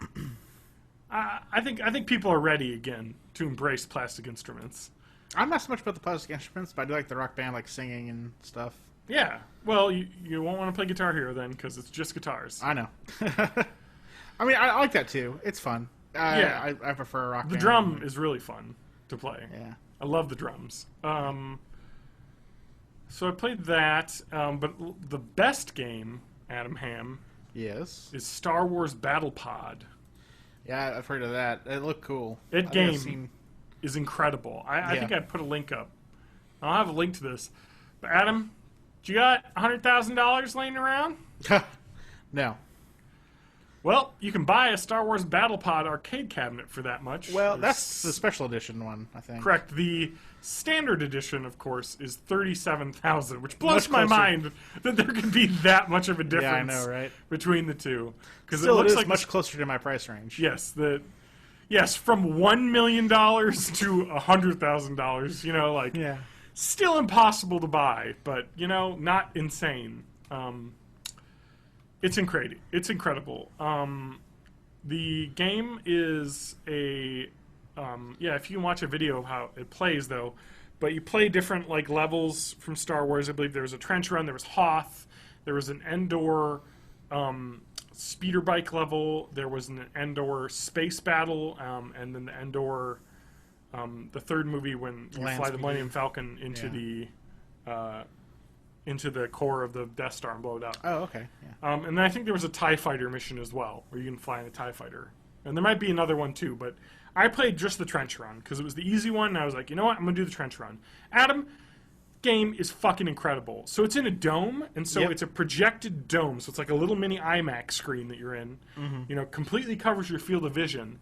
You know, and your cockpit view when you're playing. So it's like you're flying an X-Wing. And I sat in there, and I shit you not, I literally got the hairs in the back of my neck tingling when you're flying and you punch the thruster to launch out of the Yavin 4 base. Yeah. And then you get flying, and they say S foils into attack position. You hit a button, and your S foils go. I just got that, like, oh my god, I'm flying an X-Wing. Yeah. And then when you start flying, this is dumb, but air blows into your face to give you this sense of speed, you know? Yeah. Which works, but when you think about it, you're in a spaceship. Right, yeah. So there would be no air blowing in your face. But it still gave you that sense of speed, though. Sure, You know what I mean? When you're flying. And so you basically just... It's kind of a on-rails flying. But you have a joystick and a thruster. And the thruster, I left full on the whole time. But I think it had a button to do something. But whatever, I didn't need it. But on the flight stick, you have missiles and guns. Don't use the missiles or proton torpedoes. Proton torpedoes. You don't use them for anything, except for like there'll be a prompt where you have to quick hit the proton torpedoes to like blow up a group of ships or something to save one of your friends. Yeah. And so I did that, and I shot a bunch of TIE fighters, and you just basically are kind of on rails, but you can aim. You know, so you have like probably like 40 to 50 degrees of motion left and right and up and down, you know, to aim, you know. So you are flying around chasing, you know, TIE fighters, but it is sending you on rails. And then you go into the trench, and it is in fucking tense because you are doing like fucking barrel rolls and like loop-to-loops, and I left extremely nauseous. That gave me motion sickness like crazy. I think it's because of the dome screen. Yeah. And then you have 100, you know, like the 180 degree FOV, you know, that just was disorienting to me. And you do a lot of flips. But I got to the part, you know, at the end, and my geek brain was exploding as this happened because it's a very good simulation because the graphics are really good, and just the way that the dome screen works, you feel really immersed in like you're fucking piloting an X-Wing. Yeah. And I was getting motion sick from all the loop-to-loops, so I really felt like I was in there. And, you know, I get to the part, shoot up, you know, Darth Vader in front of me, you know, real good. And then, you know, yahoo! He flies in on the Millennium Falcon, shoots him, he flies off, and then, like, there's this timer going, and it's just like, you know, Luke, I wasn't using the Force. But, so it had, like, the targeting computer with, like, a little... And so then you have, like, really... So then you're, like, locks your controls, and you have really fine control over your joystick. Okay. And you have to, like, line up the target and then punch it and hit the button, you know, when it lights up, just like in the movie. Like, exactly like the way that the movie UI looked, you know, when he was looking at the targeting computer. Yeah. And then it lines up, and then you hit the button, and then it does just does the video from the movie where the two torpedoes went in. And I was like, fuck yes. And I totally flew away, and it blew up, and I won. And it was awesome. And I got a high score on the machine. Nice. So apparently I was good at shooting TIE fighters. But I think that game was $3 to play. Yeah. But worth every penny. I said to Lauren, if I wouldn't have gotten so motion sick playing that, I probably would have played it again. Yeah. I probably could have done the speeder bike in Endor without getting too motion sick. So there wasn't any weird loop-to-loops going on. But that was incredible, and I would highly recommend. Supposedly, actually, they're just in Dave & Buster's right now. Oh, really? And other Dave & Buster's like arcades, like there's like, I forget, like, what are they called? Game something? Let me look at my Twitter. TJ May responded to my tweet, and he said something about how, because I complained about there were kids, and it was like, no kids after 9. Let's see here. GameWorks, that's it. Those are also just like straight up arcades where you get cards. But I loved it. Like, man, sign me up. Second best arcade experience I've had in a long time. Cool. First best was the Disney place in Chicago that doesn't exist anymore. There was a Disney arcade. It was like a GameWorks, I think. Yeah. But you paid like $50 or $60 to get in, and it was all you could play arcades. Oh, that's awesome. You just swipe cards for credits. So I beat so many arcade games that day. Time Crisis, like all of them with my brother. And then there were like the Disney games. Like they had like all sorts of crazy like Disney theme, like Fly Aladdin's Carpet, you know, where you would lean left and right and lean forward and back to like move. That was really cool. It had like wind blowing on you too. Like, I don't know. That place was amazing, but doesn't exist anymore. That was really cool. I liked arcades. And I really wish they still really existed, but they don't. God, I feel like I had another thing to say about arcades. My God. That's it. That's my arcade experience. Okay. That's arcade stories from John. What time is it? Oh, I had one other thing to talk about. I talked about this on Twitter. If you follow my Twitter, at John_Danger. But I talked about the game... Trivia Crack on phones. Yeah. Everybody's playing this game. Yeah. So I was like, I gotta get in on this. I fucking hate that game. It's terrible. It's not terrible. It is fucking bad. It's horribly designed. First off, the questions are all way too easy until you get a question that's impossible to answer. Yeah. Like, one of the ones I got was like, which country has 20% of the Earth's population? And it was like, a bunch of bullshit ones, and then China and India. And I was like, oh, great. I got to decide between China and India. And so I zagged when I should have zigged and went with India because I thought they were trying to trick me, but it was China. And I was like, how would I ever know that? That's a stat no one would ever know. Right. You know what I mean? A stat made up for a question. And I was like, this is bullshit. Like, the questions are either I knew it in 2 seconds or I didn't know it. And the biggest bullshit in the game, Adam... Yeah. I did a couple random games when I started, and I won 3 out of 3 characters right away, because you can only get 3, I guess, on your first turn. Yes. And both people left the game or forfeited, so I was like, oh, great, this is great. I guess I don't get to play, because I just was too badass to start. And then a bunch of random people did that to me, where they had 3 out of 3, and I was like, this kind of seems bullshit. Yeah. And then, of course, I chose not to steal one of their characters. So, like, the way the game works is that you have to, like, spin a die or spin a dial to get a question, and then when you fill up 3 correct questions, you get to play for a character, and each character for each one of the categories. And you have to answer a question based on that category to get that character. Yeah. And first to 6 wins. And you can get up to 3 on 1 turn, and 1 turn lasts until you get a question wrong. Yep. So, basically what the game has come down to, and what I've seen, and I've now uninstalled the game because it was infuriating me, is all the games that you play with random people are, they get 3 characters instantly, so you have to steal, because if you don't steal, they'll get 3 characters on their next set and then be done. Because all the questions are stupid easy.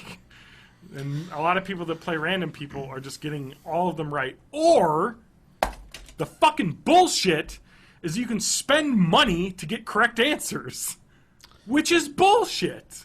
Can you actually just flat out get a correct answer? No, but any point where you can spend money to get better odds of answering a question makes the game bullshit. Because then, not everyone has an even playing field for answering the questions. So I play against my fucking pal, who's like, I'm gonna drop fucking $20 into this game, and I can answer questions that I normally wouldn't have been able to answer. And I'm not gonna spend any money on it, because that defeats the purpose of a trivia game to get fucking, like, I don't know, it just seems crazy to me. I'll say you get those coins pretty easily from not having to actually It just seems bullshit, though. Like, that, it's not a trivia game at that point. It's like a game show that you play asynchronously, but, like, with weird competitive rules. And it's just like, well, I don't know. I hate it. I uninstalled it because it just bothered me. Because it blows my mind that you can, I guess, spend real money to get better at a competitive game. It's literally pay to win.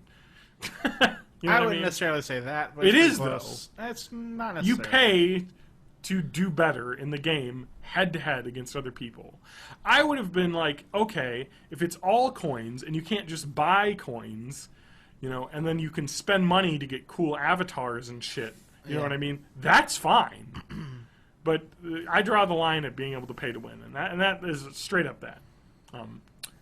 I like Quiz Up because it's a time-based quiz. But Quiz Up also sucks because it suffers from all of our questions are user entered, and so you get bullshit misspelled questions and like weird shit that gets through the filter basically because it's all community voted up down, you know. Same with this, and that's garbage. I hate that. It's like you're not even making a game at this point. You're just building a platform for other people to make dumb trivia questions. Like, what is the N in NaCl, or what is the Na in NaCl? It's like, yeah, okay, it's fucking bullshit. It's like, this is dumb. This is a dumb question. You know what I mean? It's like, what does NaCl stand for? Table salt. And it's like, yeah, okay, yep, I guess that's one way to look at it. You know, like, these are dumb questions. The 2-year-old write these? Not everybody knows that shit, dude. Anyway, I like a trivia game that has good questions. Yeah. Like a You Don't Know Jack, for instance. Yeah. It's well thought out. Well, those questions are all like impossible. I was gonna say those are all really hard though. But it's fun though because you're playing head to head and nobody knows them. Yeah. And so it's fun, and you get to screw someone and they have to answer it. Yeah, but that's my thoughts. That's my rant of the week. Okay. Of how Trivia Crack is a terrible game. I don't think it's that bad, but yeah, I know what you mean. It's very up and down. Like sometimes it'll be like a fairish game. It doesn't seem evenly fair. Like whenever I play like Quiz Up, which is another quiz game, but that's all. So the way Quiz Up works is you pick a category, and then you just get signed in with someone who's either asynchronously played a game, or I think it's all asynchronous. But you get a timer, 20 seconds to answer a question. You get more points the faster you answer it, and it's all like four choice questions. Yeah. And the person at the end of 6 questions with the most points wins the round. And there's no buying more time. There's none of that stuff. I was going to say, I also think part of the problem with you playing Quiz Up, or not Quiz Up, but Trivia Crack is you have to play Trivia Crack with people you know and just say, like, don't use coins. That's dumb, though. I guess, but... Don't use all the mechanics in this game to make it fair. I don't play Trivia... 10 minutes, no rush. I don't play Trivia Crack with strategy random games. people. I guess. It's just no fun. Anyway. It's just, I don't know, it doesn't seem right. I guess. I much prefer the speed answer, like head-to-head nature of Quiz Up. And Quiz Up's fun because you get cool titles when you get level 10. Yeah. And then everyone gets to see your title. I think my title's Dirtiest Player in the Game, just from the Pro Wrestling Questions one. Yeah. The nice thing about that, though, is that you get a quiz that's a basic category. So if you're like, I'm in the mood for answering really obscure Arrested Development questions, yeah, then you just play the Arrested Development quiz and get hilarious questions of what stuffed toy animal did Buster get for winning a medal in Army? A seal. A seal, exactly. I don't know. Those are fun questions, though. I don't know. So you have a mood for trivia in a specific thing, and you can play that, which I really like. Or there's a general knowledge one that's got every question in it. So that's cool. Yeah, I like that game a lot more, and it also head-to-head with your Facebook friends. But it seems less swingy. I guess the game seems random, because like you could just get all of the stupid questions. Like, there were like the dumbest questions that I got. It was just like, which one of these flags doesn't have blue in it? And it's like, they're the one that isn't like, America, France, or England. Like, this is dumb. Like, I don't know. It's just either too... The question's either impossible or I know it instantly. Yeah. Which is a bad way of having questions. Whereas with... I guess the thing that's nice about Quiz Up, when you have those impossible questions, also impossible for the other guy, and you get 6 questions in a row. It's not like, you get one wrong, and then they just instantly have 3 characters, and they've already half beaten you. Yeah, and it's like, this is dumb. One slip up, and you're like almost losing. Yeah. Whereas the other one slip up also can screw you, but I don't know. It just feels more fun. Sure. Because you'll be way behind. I think it's fun because what's so great about Quiz Up is that they've built an asynchronous game that's played head to head, because it just basically takes your time answering and then gives that like ghost, question answer to someone else in the world. And so even though you're not playing physically head to head with someone else, or maybe you are, because it does connect you to someone, and sometimes it disconnects, but it feels really competitive because you're there answering, buzzing in, against each other. Mm-hmm. It feels really active, I guess. Whereas Quiz Up feels really passive, I guess. Yeah. I don't know. Quiz Up's the game for me. That's what That's what I've learned. I'll have to give it a little bit more of a try because I think I downloaded it, but I haven't really played Quiz Up that much. Also, Trivia Crack is whack. Sure. Why are they appropriating a hard drug into their name? Because that's what. Can I be Trivia Heroin? Trivia Smack. Yeah. Get addicted. Get on the horse. Mm-hmm. The trivia horse. Yeah. Unicorn. You know what I'm saying? Yeah. Yennefer. Stuffed unicorn. Oh, yeah. Did you watch the Conan Clueless Gamer? I did. Of that? That's pretty good. It's pretty good. Yeah, those are always great. Mm-hmm. Milfgard, indeed. All right. I think we're going to wrap it up. Do you have anything else you want to talk about for the week? No, that sounds good. We move on to our wrestling show that's yet to be named? Yeah. But you can find us. Where can you find us, Adam? You can find us at bornintheeighties.net. That's right. You can email us at bitecast@gmail.com. That's the easiest way, is to comment on episodes. Yeah. On bornintheeighties.net. It's free. I think it's super easy to just make an account on our website to post. Oh, you don't even have to make an account. I think you just post anonymously, right? You can post anonymously, or if you have like Gravatar, you can use that. Or yeah, it's real easy. I mean, you can super easy. Send a post there, or post on a Facebook page. Yeah. It's just facebook.com/bornintheeighties podcast, I believe. Or just Born in the 80s. Just look it up on Facebook or be a fan. Yeah. Easy. That's it. Tell a friend, too, if you like the show. That really helps. Phone a friend. We got a lot of new people listening. Phone a friend. Spend your coins on Trivia Crack to save a horse. Ride a cowboy. That's right, Adam. All that. Yep. I was going to try and say the number from that song, but I forgot it. I don't know it either. You don't know it either? I thought you'd have it. No, I don't. Sorry. Oh. All right. Well, unnamed wrestling show after the break. Yeah.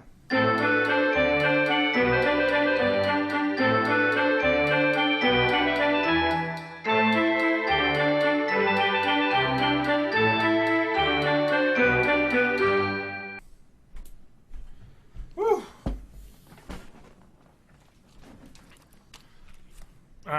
Woo.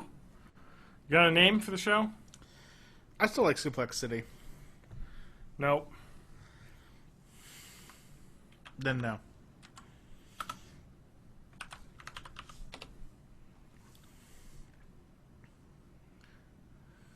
Adam, you know what it is? What? I didn't even have to type it in, so I knew it. Oh shit, I lost it. Wait. Yeah, okay. 8675309. That's from a different song completely.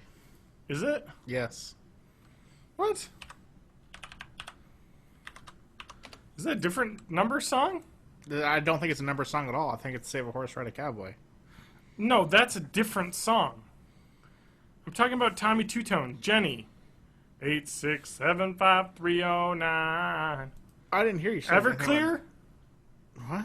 I don't know. I don't know what you're talking about. What other song? The song from Tommy Two-Tone. Oh, I don't know. I'm playing it now.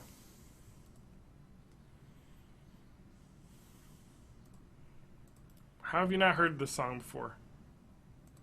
I can't hear it now. Well, you can hear it now. Kabam! It's the 80s. 1981. Well, if I'm going to put this on YouTube, I suppose I should look up. I've heard this one, yeah. Yeah, that's what I'm saying. Where were you referencing that from? You were referencing song lyrics that had nothing to do with what I was listening to. Like, Save a Horse, Ride a Cowboy. And so I was going to reference another song lyric that had nothing to do with what we were talking about. No. We were saying fucking idiot. We were saying things to do. Mine was call Jenny at 8675309. Oh, yours was call Jenny. Okay. That's what the numbers are. It's Jenny's phone number. It's written on the You wall. say call Jenny. I didn't say call Jenny. Well, I that's just what said the you number. Oh. Because everyone knows from those numbers what I'm talking about. But I didn't know the numbers, so it didn't I work. didn't. You should have said call Jenny. You wouldn't have known what that meant. Because I was saying things to do. You just threw in a weird number. Which is to call Jenny. No. Sorry. That was terrible.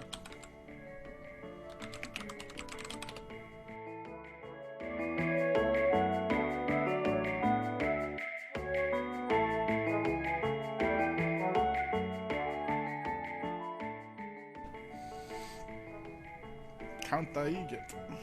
Count Aiget. Let me just Blah. check my notes. Man, I would like to watch that again. Let me just hit play so I can hear it back. Okie dokie. Just chat for a minute here, and you should chat too. I'm chatting. Chatting it up. Alright, that's good.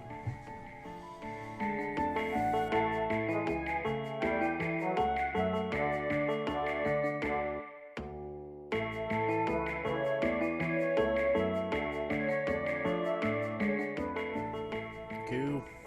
Ham, That is I. ready? Yes, I'm ready. You're ready. You I'm sound like a ready. Dracula. Yes. No. Yes, you agreed Dracula with is me. one You vampire. agreed with Not me. all vampires are Draculas. All vampire is one Dracula. Never.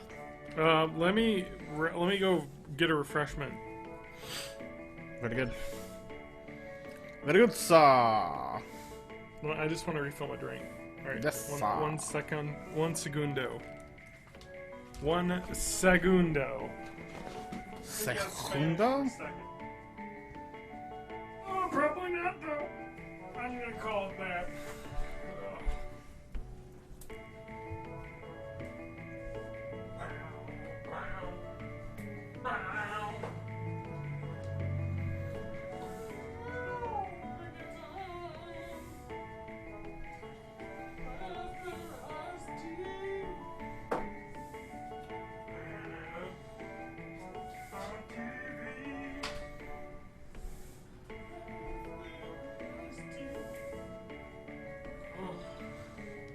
Balls.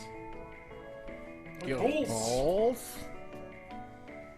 What is this problem with your balls? I'm gonna sit down. I can't hear you, Adam, because I don't have my headphones on.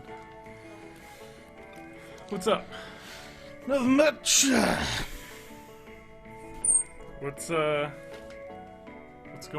going down? I don't know.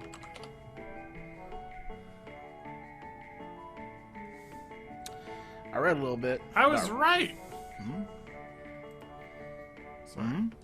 Segundo is totally a second. Totally is. Yeah, I knew that. Fuck! I was totally right. Primero, segundo. I don't know what the third one is. I forget. What's primero? I mean, just right now, 0 seconds? No, first. First, segundo is like second place. Well, it's also seconds, I think. Oh, wow. Shit. Just like it is in English. El Hamo, Spanish lesson. El Hambre. Can I call you El Hambre? Alhambra? Yeah. That sounds a lot like Alhambra, which I think is bad. No, that's fine, right? I don't fucking know.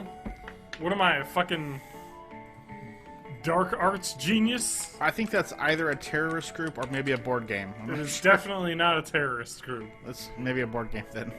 Alhambra. You know, it's possible, but Alhambra is a palace in Granada in Spain. Okay, that's what Granada it is. in Spain. It's a castle. Yeah, they made a game about building out a castle. Yeah, that makes sense. Okay. Yeah, toys and games. Alhambra. Alhambra. It's Alhambra, I think, isn't it? Alhambra. Alhambro. Alhambra. I like to play that game on my board game night. Adam. Who wouldn't? Heard him. Erdem. Her wouldn't play a bird game. Man, I get 800 notifications when I start one of these on my phone. You should check the email real quick. We got an email? No, I mean, you should check so we don't check it on there like we always do. Check, no. Not only check it so we don't check it on the air, check it on the air with like 2 seconds left in the show. Exactly. So we wouldn't even be able to say anything. Where the fuck is a timer on this? O'clock, probably. I just want a stopwatch. Alright. Did you ever used to think that, like, o'clock sounded Irish? Oh. Ah! I'm Party O'Clock. I can't find me o'clock. It's an Irish clock. An o'clock. Yeah, it's an o'clock. Jesus. Cheap games from UIUIU. UIUIUI. That is the name of the person that emailed me. Wee. Giant Bomb Community. Oh, good. They got the email from giantbomb.com. And they also didn't, like, send it through a blind thing, so I've got 900 million other people's email addresses in here. See. So that's good. Yeah. Maybe I should reply all. And say, what is this shit? And then start a reply all. I probably won't, though. G2A.com. That's game to ass. Never go game to ass. No, that sounds pretty painful. You don't want to do that. No. First, the game part's the painful part, to be honest. I mean, the ass can be painful, but the game, man. They make those discs sharper every year. All right. What was gonna happen? Oh, there's no emails. So, you ready to rock? And roll. Do you know what all you're the gonna talk time. about? Sweet Susie. Sweet Susie. Do you know what you're gonna talk about?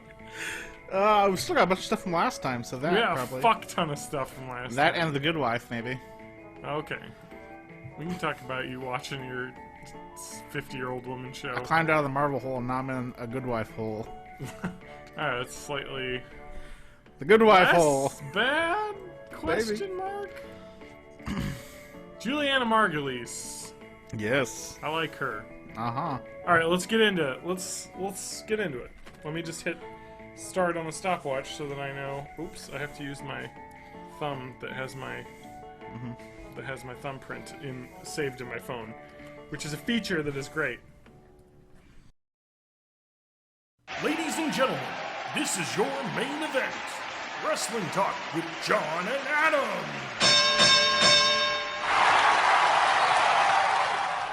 All right, and we're back to talk pro wrestling and our pro wrestling talkdown. Yeah. With Jon and Adam, or Adam and Jon. You want to go Adam and Jon? No, Jon and Adam. I kind of introduce you to wrestling. Okay. You know what I Yeah. feel? Yeah. I feel like I'm more knowledgeable. That is fair. That is a fair assessment. Pro wrestling talkdown. I would think that, Adam, out of the two of us, I'm the heel and you are the face. Definitely. Do you think that if you were a pro wrestler, you'd be a face or a heel? If I were an actual pro wrestler, Yeah. I might be a heel, but I think I have more of a heel's build for sure. Or I don't know. I don't know. You can baby face that up a bit. Maybe. I'm trying to think of any baby faces that were short and not super muscular. I mean, Daniel Bryan. You know, he's way more muscular than I am. That's I for know. sure. But I mean, if you were to like get in shape, you know what I mean? Think about yourself at the most in shape. If I were the most in shape, I would probably be look I would be Kevin. Neville-esque. Yeah. I would be Kevin Steen. Yeah. No, you wouldn't look Neville-esque. I mean, he's ripped to shit. I would say If I were in my best shape, I can build some muscle. You might be surprised. Okay. I think He's the best short, I could shoot for like is I Kevin am. Owens. He's he's not really stocky though. Yeah. I think the best I could shoot for is a 6'5" Kevin Owens. Or a 6'5" like the Giant. Yeah. You know, or so a short Giant or Mark Henry, I guess, would probably be my most in shape I could be, probably. Well, the most. Yeah, I don't know. So yeah, the Pro Wrestling Talkdown is going to be available on YouTube. I'm going to put these up on YouTube. I probably should be more a Paul Bearer. Paul Bearer. Or no, not Paul Bearer.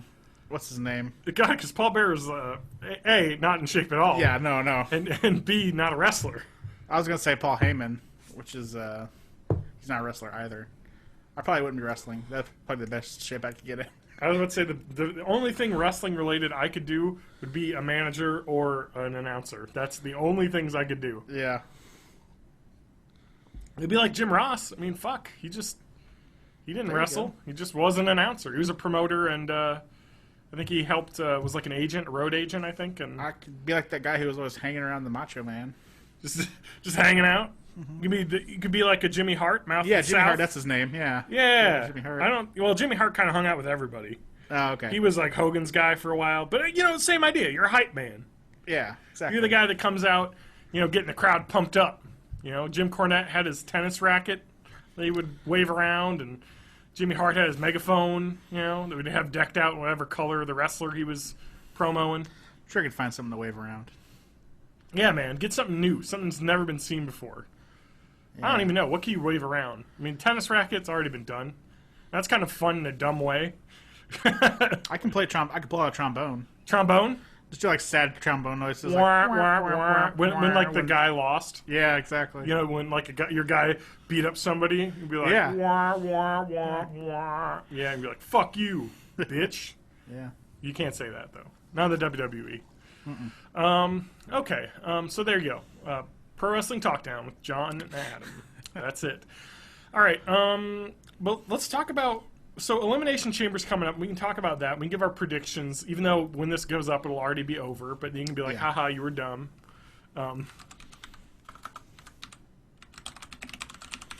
Got a decent lineup.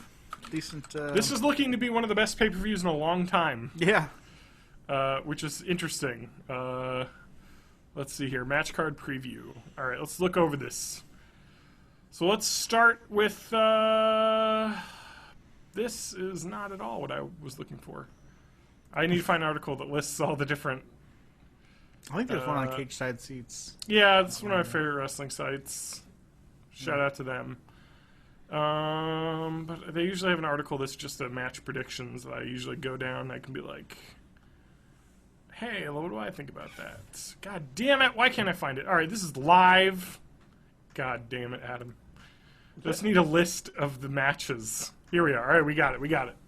Their live thread has the matches listed. All right, let's start with what's likely to be the pre-show match. Neville versus Bo Dallas.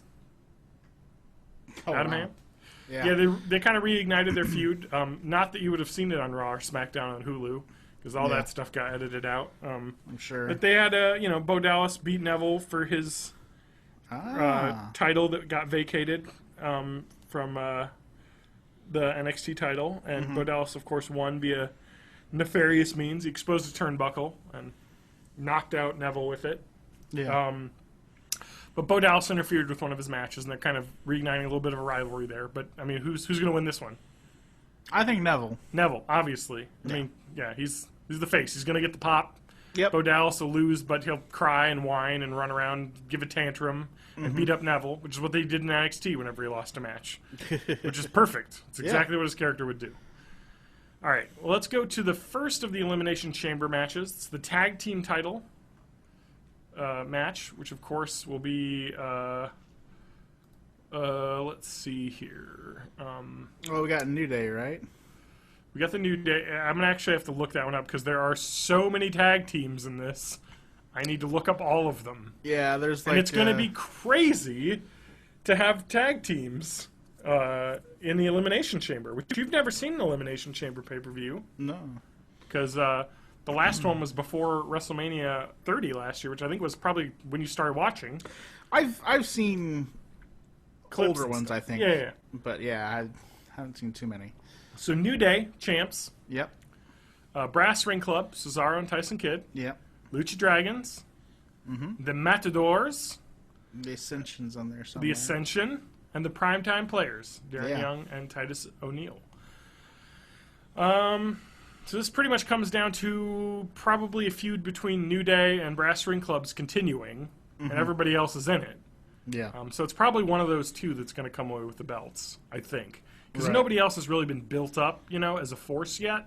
Right. The Ascension's, has been beating teams up, but not really in a large, way that was, believable. They're just going out and, either beating the face teams cleanly or losing, but then, beating up the guys. So it's, they're not really in the title picture. Lucha Dragons have been winning clean, pretty good, but they haven't really, beat the New Day or really, shown, we're number one contenders.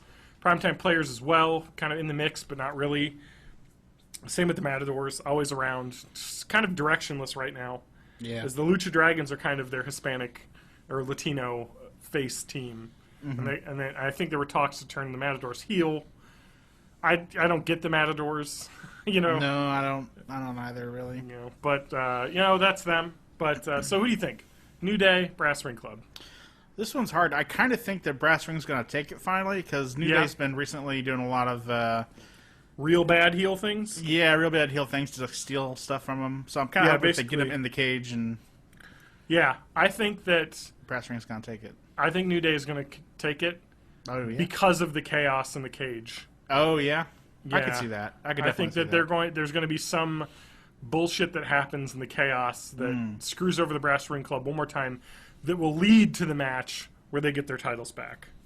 Okay. Money in the Bank or something where they can be like, all right, it's just you and us, one-on-one. We're going to make it so you get to pick the two guys, and whoever's the odd man out, whether it's Xavier Woods or Kofi or Big E, they got to be, away from the match, basically. You know what I mean? Yeah. Or have, a lumber match where nobody can get in to interfere, and they can just beat them. Because I feel like that's kind of the way they're going to have to do it. Yeah, you're probably right there. I would like to see Brass Ring take it, though. I would, too. I mean, they're one of the best working wrestling teams right now that are in the entire country. Yeah. I mean, you've got basically the best tag team, which will probably always be the Young Bucks. But the best in the WWE for certain is Tyson Kidd and Cesaro. Yeah. So they'll eventually get it back, I think, because they've really done great work together. Let's move on to the Divas match. All right. It's a triple threat: Nikki Bella, Paige, Naomi.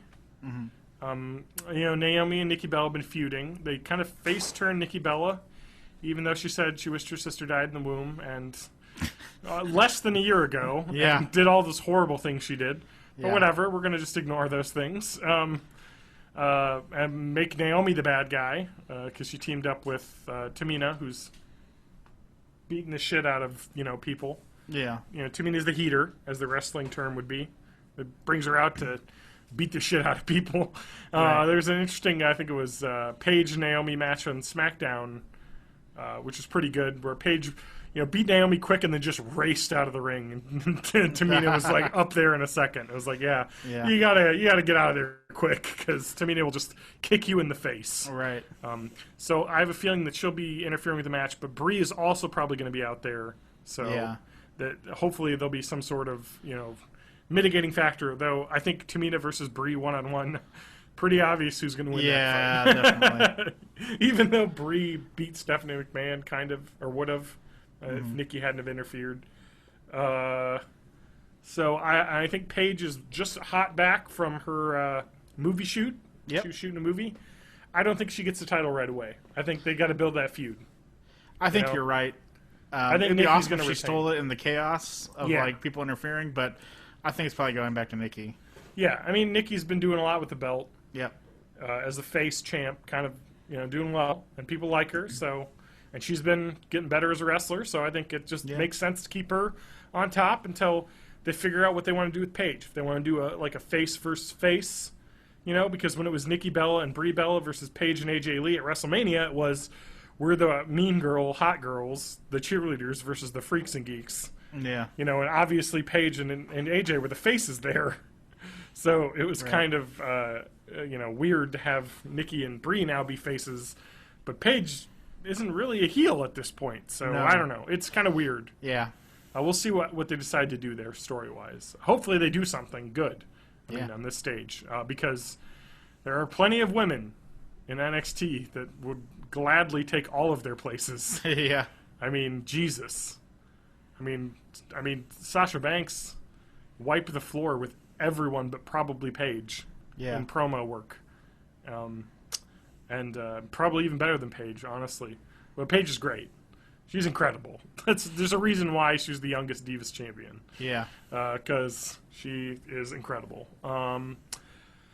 Let's move on to the Elimination Chamber Intercontinental title, which I don't know. It's going to be interesting to see. Also, Adam, where they slot these matches.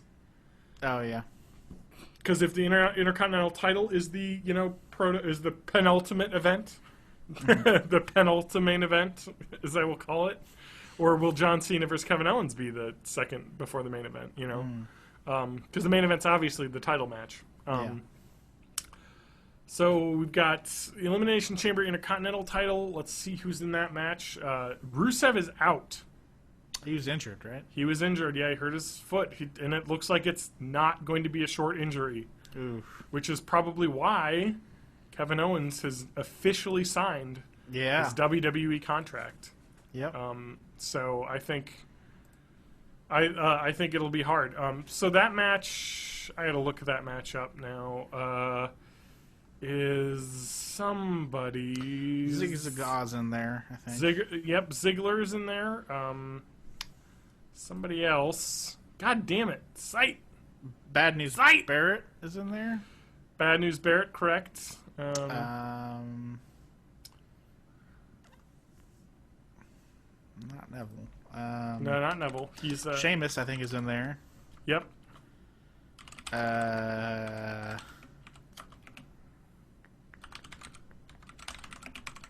all I can think of at the moment. I know. I gotta just look it up.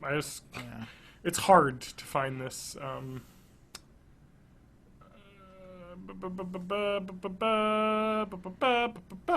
wait, the WWE website will have it. Yeah. Aha! It'll ruin my internet though, because I'm sure it'll have 8 million flash things that open up. All right, I got it. R-Truth, Sheamus, Barrett, Rusev, Ziggler, and Ryback. Okay. Yes. So R-Truth Ryback is an interesting choice. I didn't realize. Ryback's not winning it. No. Barrett's probably not winning it because he's King Barrett. He doesn't need a title as well. He already had the title for a long period too. Yeah. I think Rusev's out. Yep. So I doubt they're going to put the title on someone who's not going to be able to wrestle very much. Kind of between Sheamus and Ziggler, you think? I think it's going to be not Ryback. I just don't see him. Yeah. As the title holder. I agree. Ziggler is basically your 100% perfect Intercontinental guy, probably below Daniel Bryan. Daniel Bryan is probably the most Intercontinental champion they have, but he's not wrestling now, so it's got to be Ziggler, who's also an incredible worker.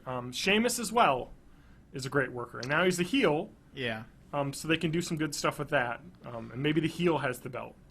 But I think R-Truth has been getting... I'm liking R-Truth more and more as they're putting him more on TV. Yeah. He's fun.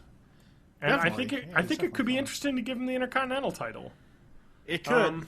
I think I'm gonna go with the crazy prediction of R-Truth winning the Intercontinental title. Okay.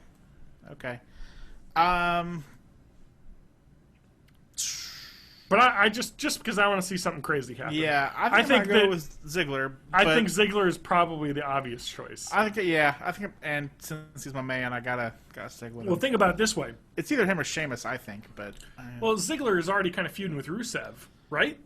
He's got Lana kind of on his side now. Yeah, and you put that belt on Ziggler with Lana, Rusev's going to be seeing red. You know what I mean? That's true. You know what I mean? So I think that's a good feud right there. Yeah. But Rusev, again, isn't healthy, so who knows? Him and Sheamus have been going at it, too, though. Yeah. So. But there's two good feuds there. So, you know what I mean? Any of those three guys would have made sense. I think Rusev would have made the most sense until, he got injured. Right. But I think the jury's still out on whether or not he's going to actually be in the show. So, I think it's probably not, because it sounds like it's injury that's going to sideline him for more than just a few weeks. So something he's going to have to probably rehab for a month or two. Which people were saying maybe that's why Kevin Owens got called up, because he's also a big, strong, kind of beat the shit out of people guy, which Rusev was. So, we'll see. All right, but we got to move on. So you're picking Ziggler. I'm going to pick R-Truth as my upset pick. Okay. we've got John Cena, Kevin Owens. Kevin Owens, Kevin Owens. That's his theme song. Yeah. I sing it every time. Kevin Owens, John Cena. This match is incredible in so many ways. Yeah. So I sent you a link to a bunch of Kevin Owens' or Kevin Steen's weird shit that he did as an indie wrestler. He put a bunch of videos out. Weekend escapades he used to do, which was basically just be him recording himself on an iPhone as he traveled to all these weird indie events he did on the weekends. Which is awesome to watch because you just see him like going around talking to people, being behind the scenes of all these indie shows, you know, like him and his kids. It's really fun to watch. That guy, and you hear him talk about it, and he's like, every time he ends one of these weekend escapades, they're like 15-minute videos where he's just going around. And they're really fun to watch. I highly recommend watching them. If you want to get a little more insight into, you know, Kevin Steen or Kevin Owens, the person, because he's a really funny guy, and he's really good at talking. Yeah. And you get that, seeing him just talk and just crack wise and have smirks. You know, he turns the camera on himself and shakes his head when something stupid happens. You know, it's just really fun to watch. And the guy is incredible. And you just see that in those. And there's a reason why he moved so fast, because he belongs at this position. But in those videos, he ends every single one talking about, go to kevinsteenwrestles.com, buy a t-shirt, so, you know, make it, because my family depends on this. I mean, he's been running with that theme for a long time. Oh, yeah. About how he, you know, is sacrificed so much for his family.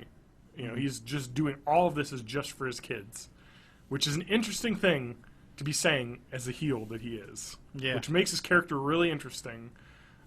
Especially when he's facing John Cena, who, Adam Ham, you know his son, Kevin Owens' son, Owen? Yep. He is a humongous John Cena fan. Yep. And it is hilarious, and there's a video of him freaking out when his dad came out to fight John Cena in the Open Challenge, with him sitting there with his John Cena Wrestle Buddy, like, toy thing, watching wrestling. He's like 7, I think, or 8.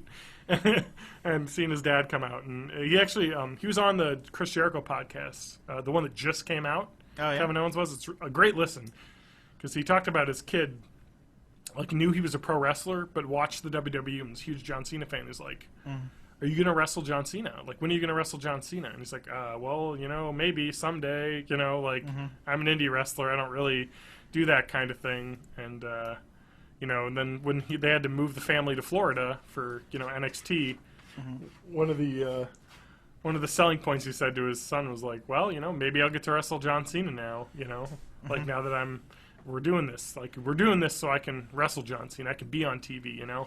Yeah. And now he is, and he's wrestling John Cena in a pay-per-view. Like, man, and their rivalry is perfect. Yeah. Adam, I know you didn't watch CM Punk versus John Cena. This is exact same kind of perfect way. Yeah. Whereas CM Punk was kind of the asshole who felt he deserved more than he was getting. You know, that I hate, you know, his pipe bomb promo. I don't hate the man John Cena. I hate the idea of John Cena. Yeah. You know, I hate the idea of this hustle, loyalty, respect champion. You know, I'm the real champion. I'm the hard worker. Just a great feud there. I feel that with Kevin Owens and John Cena. Because they're so different in their styles. Whereas, you know, CM Punk was kind of the punk rock, straight edge guy. Kevin Owens is, I'm the family man that doesn't care who I hurt to, you know, be number one. Right. Which is kind of an interesting dichotomy there that they've really been playing up in his promos. He had an excellent interview on SmackDown this week that was incredible. Did you watch the SmackDown this week? No. Okay, but you should watch the Kevin Owens part, the interview, because you probably don't have to, though, because he rehashed an interview that he did when he was facing Adrian Neville, I believe. Yeah. When Adrian Neville, I think, was competing for the title from him. Oh, okay. After he beat up Sami Zayn. And, like, the gist of this promo was the same. It's like, you know, you guys saw Sami Zayn, how he got injured, and John Cena is taking credit for injuring Sami Zayn, but I did that to him, you know, like that. And then he's like, you know, if I did that to Sami Zayn, who's my friend, my closest person, what am I going to do to John Cena? Yeah. Which is the same promo he gave for NXT. When he was like, what would I do to you if I don't care about you? You know, if I do this to someone I care about, you know, then you stand no chance for you. Yeah. What do you think's going to happen here? This is crazy. Man, this could go so many different ways. That's what I love about this pay-per-view. Yeah. Is that I don't know. This could go 800 different ways. I really hope they let him win. I hope Owens actually beats John Cena. Well, think about that would this. make sense for them to set up a feud. Yeah. For John Cena to need to come back and defeat this guy. Yep. But man, think about it this way. for to have him beat John Cena that early coming up would be, I would almost say unthinkable. But well, think about it this way. It's like, fuck, I lost my train of thought because my cats are fucking going crazy in the background. I haven't refilled their food dish, and Steve is basically running into everything loudly. Let me think about it. Sorry, what were we talking about? The Kevin Owens, John Cena feud? I was talking about how crazy it'd be for him to actually win, even though I want him to. So derailed right now. It's very loud. There's knocking things over back there. Okay. Yes. I think it would be crazy for Kevin Owens to go over John Cena at this point. Just I know, because, right? when you think about it, someone coming up out of NXT. Yeah. But if he is, as he is now scheduled for every Raw and SmackDown, and supposedly the pay-per-views after not Money in the Bank, which is in June, but the one after that. And then he's scheduled for that one, Battleground, I think. Yeah. So, I mean, he's going to be a main event person, you know what I mean? Right. And maybe this elevates the NXT title. I don't know what's going to happen. I mean, it's possible that Samoa Joe comes in and interferes. You know what I mean? It's possible so many things could happen. Yeah. I mean, we could see a rehash of Brock Lesnar versus John Cena. You know what I mean? Do you know what's crazy about the John Cena Kevin Owens angle? But He knew about it the day of. yeah. This isn't something that got planned out. This was something he was told in the morning because he was coming up, I think, to do an interview and maybe just be behind the scenes at Raw just to be there. And maybe do an interview and talk about the title, you know, for TakeOver. Basically hype it up. But they were just like, no, we need to have you come out and do the thing. And so he didn't know that until that day, which is crazy. Wow. Yeah. Blows my mind. And then he came out and put on the promo that he did. I mean, that's just the way he is, though. I mean, you watch any Kevin Steen videos from before he was in the WWE, you put a mic in his hand, good shit happens every time. Yeah. He just is just perfect. It's this, you know, there aren't many wrestlers like that where they can talk. He's a natural. Yeah. He's a natural. I mean, it's Stone Cold Steve Austin all over again. I mean, you just get that guy in a ring, it's electric. Or The Rock. Yeah. Yeah, I mean, geez, yeah. Put a mic in that guy. He's going to say something awesome. You know? Like, okay. So he comes out to start NXT. And I'm going to spoil something for you. Okay. But it's hilarious because we got to talk about it. I heard something about Samuel Crowe. Yes. Yeah. So he comes out. So NXT starts. Open Sami Zayn music hits. Kevin Owens walks out. Wearing the John Cena t-shirt. Yeah, of course. Laughing the whole way as he comes out, and he's like, oh, you thought you were going to get Sami Zayn. And he's like, blah, blah, blah. And he's like, this music's terrible, and you're terrible for liking. He's just ripping on the fans. You know, he's like, thank God I did what I did to Sami Zayn, so we're not going to hear that again for a few weeks. You know, like, just great. He came out, cut a promo. Regal comes out. And William Regal's incredible. Yeah, he is. Comes out. Cuts a promo, and he's like, hey, Regal, before you say anything, I hit you because you attacked me, all right? And he's like, and Kevin, that's the reason why you're still working for us right now, is that I know I interfered, and because you know, I got in the ring, I knew you hit me, it's fine. It was in the ring. But you can't, you know, do this to other people. You can't, you know, when Sami Zayn's outside the ring and people are pulling him off, you can't do what you're doing. And he's like, well, you know, I'll do whatever I want. I'm Kevin Owens. Fuck you guys. Yeah. And then Solomon Crowe comes out. And Crowe and Steen wrestled a lot back in the indie days. So they know each other really well. Crowe comes out and starts cutting a promo. And Kevin Owens is incredible. I mean, I can't talk about... And my wrestling rankings next month will reflect his growth. I mean, he was already, I think, a 10 on the mic for me. I think the intangibles and look are going to go up because he's selling it. And Simon Kerr comes out and is like, oh, you know, what are you doing out here? Like, you think you're cock of the walk? And then Kevin Owens says, okay. He's just making fun of his voice. You're like, oh, God. You know, no one told him to do that. He just does that. Yeah. This is what Kevin Owens does. And so, I don't know what's going to happen, honestly. Yeah. And that's what's beautiful about this. There's no way to know what's going to happen. I mean, you could think that, you know, John Cena's got to retain because it only makes sense. Yeah, you know what right. I mean? But man, it would be such a crazy upset if like Owens just beat him, and then and also what's his name? Just also like, you know, Kevin Owens, John Cena. It's crazy, and also Brock Lesnar is back soon. I think he's scheduled for the Raw after this. For June, I heard, the very first Raw in June, so we're getting an angle setting up there, and man, I don't know if Brock Lesnar shows up a night early to interfere with John Cena or to interfere with the main event. Because holy shit. That would be incredible. I think that, and then the fact that this is not a title match. It could go anyway. Absolutely. I think no matter what, it's going to be amazing. What do you think's going to happen?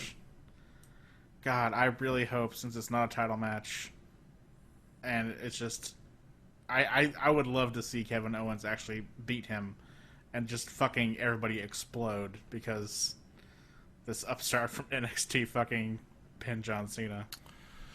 That would cause so much craziness. It won't happen, I don't think, but I think that's my crazy prediction. I think that Kevin Owens is going to go over, and I think that's the crazy thing that's going to happen. There's apparently, I know Kevin Owens is doing a lot of press right now. There's a bunch of newspapers that have interviews with him and stuff right now. I think they're pulling off something right now with him. I hope so. And I think he's going to massacre John Cena. In the way that John Cena just wasn't prepared. Or John Cena's going to beat the shit out of Owens, and Owens will keep fighting. I think one thing I like about Owens is he doesn't win via typical, you know, backstabby cheating heel. He's not a cheating heel. He's the way Brock Lesnar is, where he's opportunistic and dangerous. Right. But Kevin Owens is less like Brock Lesnar. He isn't brute strength going to beat the crap out of you guy. He is, I'm going to outthink you, the wrestler. Like, watch every Kevin Owens match in NXT. What is the first thing he does when the match starts? Hop out. He hops out. Of course. Game. Makes you come out to get him. Because if he's this is what I was telling Lauren. I was like, think about it this way, psychology wrestling wise. You can't win the title if you know, Kevin Owens is counted out. So if Kevin Owens goes outside the ring, you have to bring him back in if you want the title. You know what I mean? If you want to get the win, you know, want the pin, you have to get Kevin Owens. He knows that. So I'm going to roll out, and if you want to get me, you're going to have to come get me, and then as soon as you roll out, I'm going to beat the shit out of you because you'll be, you know, you'll have your back turned for a second, you know, or I'm going to set up a spot outside the ring so I can grab you and throw you into the apron, you know. It's just kind of like the way he is, you know. He's that guy, and I think they're building something with that. And I think that Kevin Owens is going to beat John Cena in this match. And I think they're going to build it up to a title match for the U.S. title, and Kevin Owens is going to lose that match. I think that'd be amazing. I do hope Kevin Owens just beats him in this, whether a surprise or whatever. But I mean, the thing with Kevin Owens is they can build a Brock Lesnar-esque big guy monster heel that they can control because Kevin Owens is willing to work every day. You know, it's not like Brock Lesnar is just going to show up for the pay-per-views. You know, it's better on the mic. Oh yeah. Well, Brock Lesnar. He has Paul Heyman. And they're always together. So that's true. So they're about the same on the mic because you have Kevin Owens. But do you imagine Kevin Owens versus Brock Lesnar? Whew. Man. Just give me Paul Heyman and Kevin Owens in the ring. But did you watch? You didn't watch SmackDown. Shit. So they teased I forgot about this. This screws everything up. they teased a feud between. Well, Kevin Owens did his. Yeah, they're setting up his next thing. Kevin Owens did his interview, and as he was leaving the ring, Dean Ambrose's music hit as Dean Ambrose was coming out for the main event. Oh, yeah. And they both walked past each other, and they had a little bit of a stare as they walked past each other. A little tease there, I think, of possibly Kevin Owens interfering with the main event. I think, and this is what I told Lauren, I think that Kevin Owens is going to be joining the Authority. It makes the most sense. It does make a lot of sense. Because he's fighting for his family. Right. And joining up with the Authority got him called up. You know what I mean? Like, hey, I signed a contract because I joined the Authority. Hey, the Authority. And then they can have a great feud there with Seth Rollins and him. Because Seth Rollins like, I'm the face of the company. I'm, the Authority's golden boy. But they're like, well, Kevin Owens beats people up. You're a good wrestler.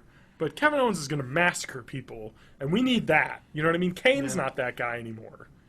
No. They need to have Kevin Owens do it. And God, that'll be electrifying. I mean, if that's what they have, they bring out Kevin Owens to basically force, what's his name? Rollins to win. Yeah. Basically. I could see that being incredible. I don't know.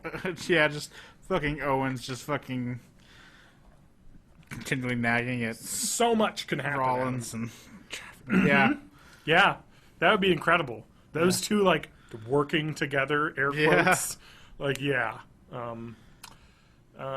Kevin Owens is just such a good. I mean, he's top 10 wrestler right now. I mean, he is on my list, but he just is. He's it. You know what I mean? That's it. Really, it's just perfect. He's perfect. You know what I mean? Like, he's a big guy. He doesn't have that big, strong bodybuilder look, but he also, can wrestle. He's like Bray Wyatt in that way. Even though he's a big, husky guy, he still can wrestle, which is nice. I don't know. But I think we both hope Kevin Owens wins. Do you think he has a chance? Is that your pick? He is my pick, yeah. All right, it's my pick too. All right, let's move on to the main event, and we got to call it a show. Because we're getting late. I've already rode on Kevin Owens' train enough, talked him up enough. It kind of blows my mind that the WWE didn't take a chance on him as soon as they could have. Yeah. I think it was the look, honestly. I think, you're probably right. I mean, listen to the Talk is Jericho podcast. Fast forward the first, 16, 17 minutes. The interview starts, I think, at the 18-minute mark with Kevin Owens. But he talked about, like, his call-up, he did not get the easy treatment. Like, he talked about it. He was like, he barely made it through the physical part. He was like, they were tough. Like, it was rough. You know what I mean? Yeah. He was like, I was worried. He was like, I don't know if I'm going to be able to get in, But he said, because they did, like, fundamentals, like, tryout, wrestling tryout, had a tryout match. He said he did okay in the match. That match went well. But he said, as soon as I did the promo, I knew I had it. Like, everyone was just spellbound. It was like, as soon as I got on the mic, I knew I was fine. I had no problem with that part. And they knew it as soon as I started talking. And I was like, yeah, that makes sense. Yeah. And he was like, yeah, I was real worried until I got to that point. And he talked about when they started, he didn't get a rocket to the top. He was, the first month, he sat out. They didn't let him wrestle. They let him just watch and do the exercises and stuff, and then he got to do some practice matches, and he was helping set up the ring gear like everybody else, It's just kind of like how it goes, man. Like, they didn't treat him, but he earned his way up to the top. Triple H took a huge interest in him because Triple H is very similar to Kevin Owens, as in they both are huge heels. Yeah. And they both love being heels.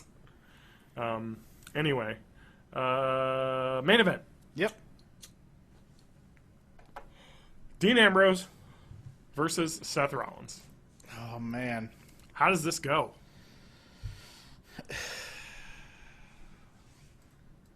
They probably got to keep it with Seth Rollins, but I would love so much for Dean Ambrose to get this. Yeah, I don't think he does. No, I don't think he does either. But I like Seth. I mean, I'm not saying anything bad about Seth Rollins. He's a great champ, and he's a great wrestler. I just think Dean has been underused, and I would love to see him with a fucking title, and with the Authority having to fucking deal with him. Yeah. He hasn't gotten enough screen time for my. I love watching him, and he has had no storylines until this whole like Shield kind of reunited thing. Yeah. He's been sorely underused, and he did amazing with that. He's done amazing. I mean, he's done good matches, but there's just been no storyline or anything to really back him up since the Shield broke up. So, I would love to see him. I think it's gonna be a great match. I'd love to see him pull it out. But my prediction is that Rollins will. I think Rollins is going to retain. Yeah. I am wondering how Roman Reigns is going to be in this match. He's got to be in the pay-per-view. He's going to be on TV. I guarantee it. And I think he's going to be around for this match only because on SmackDown, Ambrose cut a promo where he said, "No matter what happens, I can always trust my buddy, my brother, Roman Reigns." Yeah. Which is scary foreshadowing when you think about it. Is that it's been kind of hit. I've heard rumor that they were thinking about turning Roman Reigns heel. I think that's a bad move. I think that he isn't taking off the way that they were hoping. Honestly, I know. I think it's just not doing what they want. I know, but I don't think that's. John Cena was a heel before he was a face. I know. I think it's too early for that, though. I mean, I don't think he. I don't think he can. I don't think he can get the heel heat that. No, he could. I think. I don't know. I'm crazy. This is going to be an incredible match. These two are always great.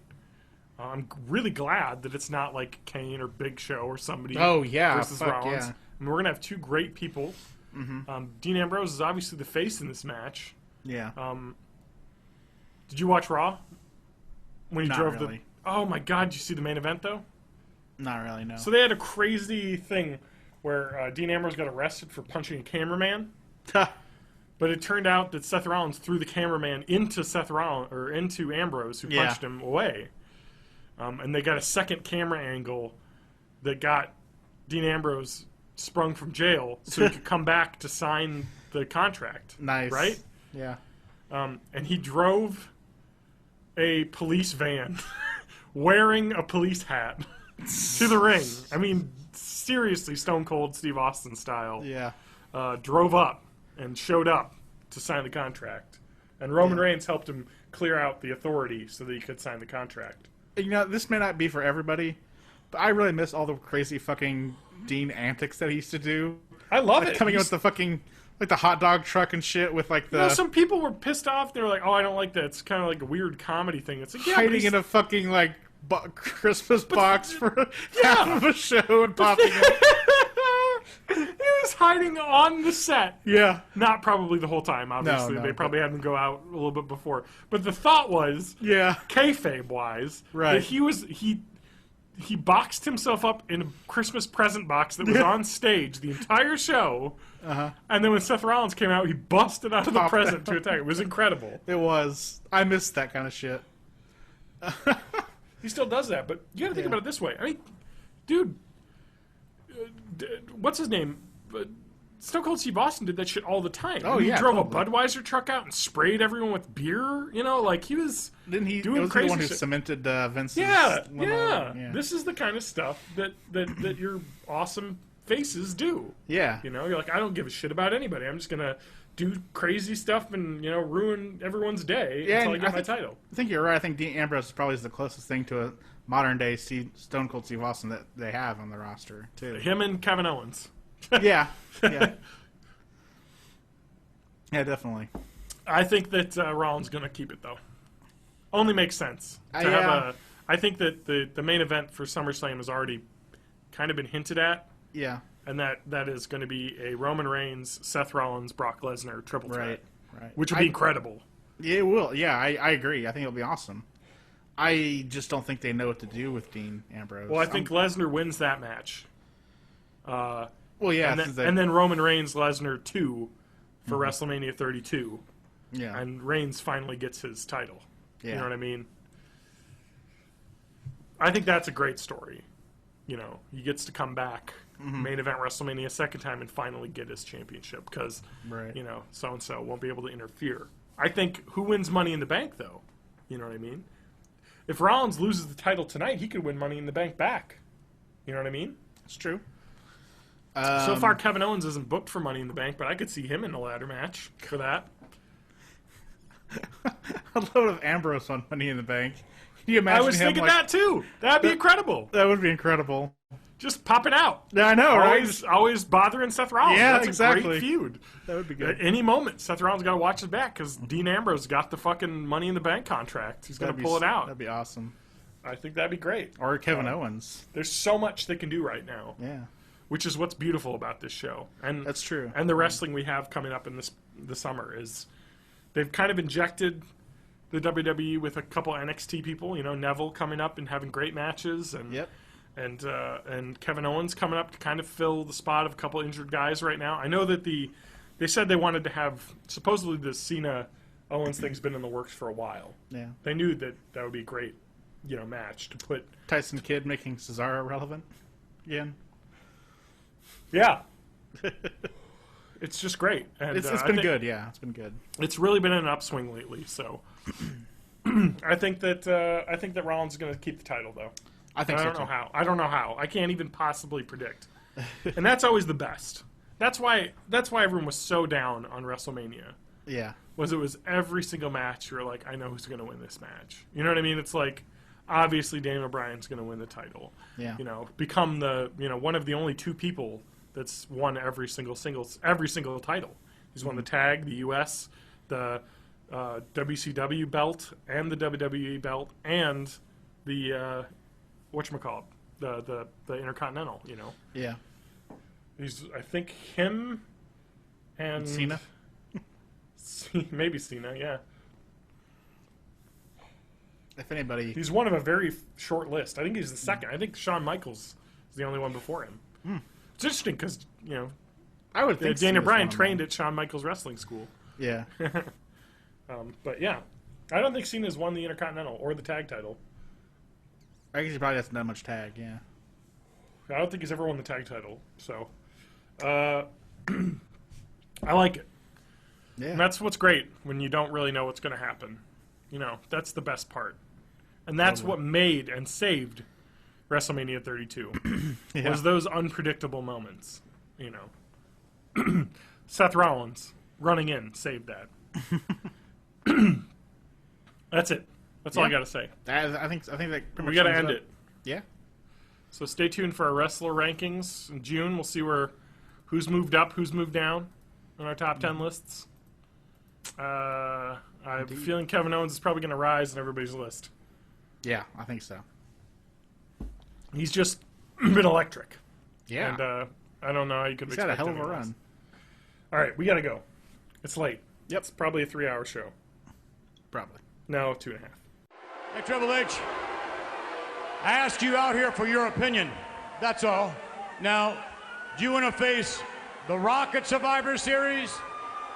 Or do you want to face Stone Cold Steve Austin at Survivor Series?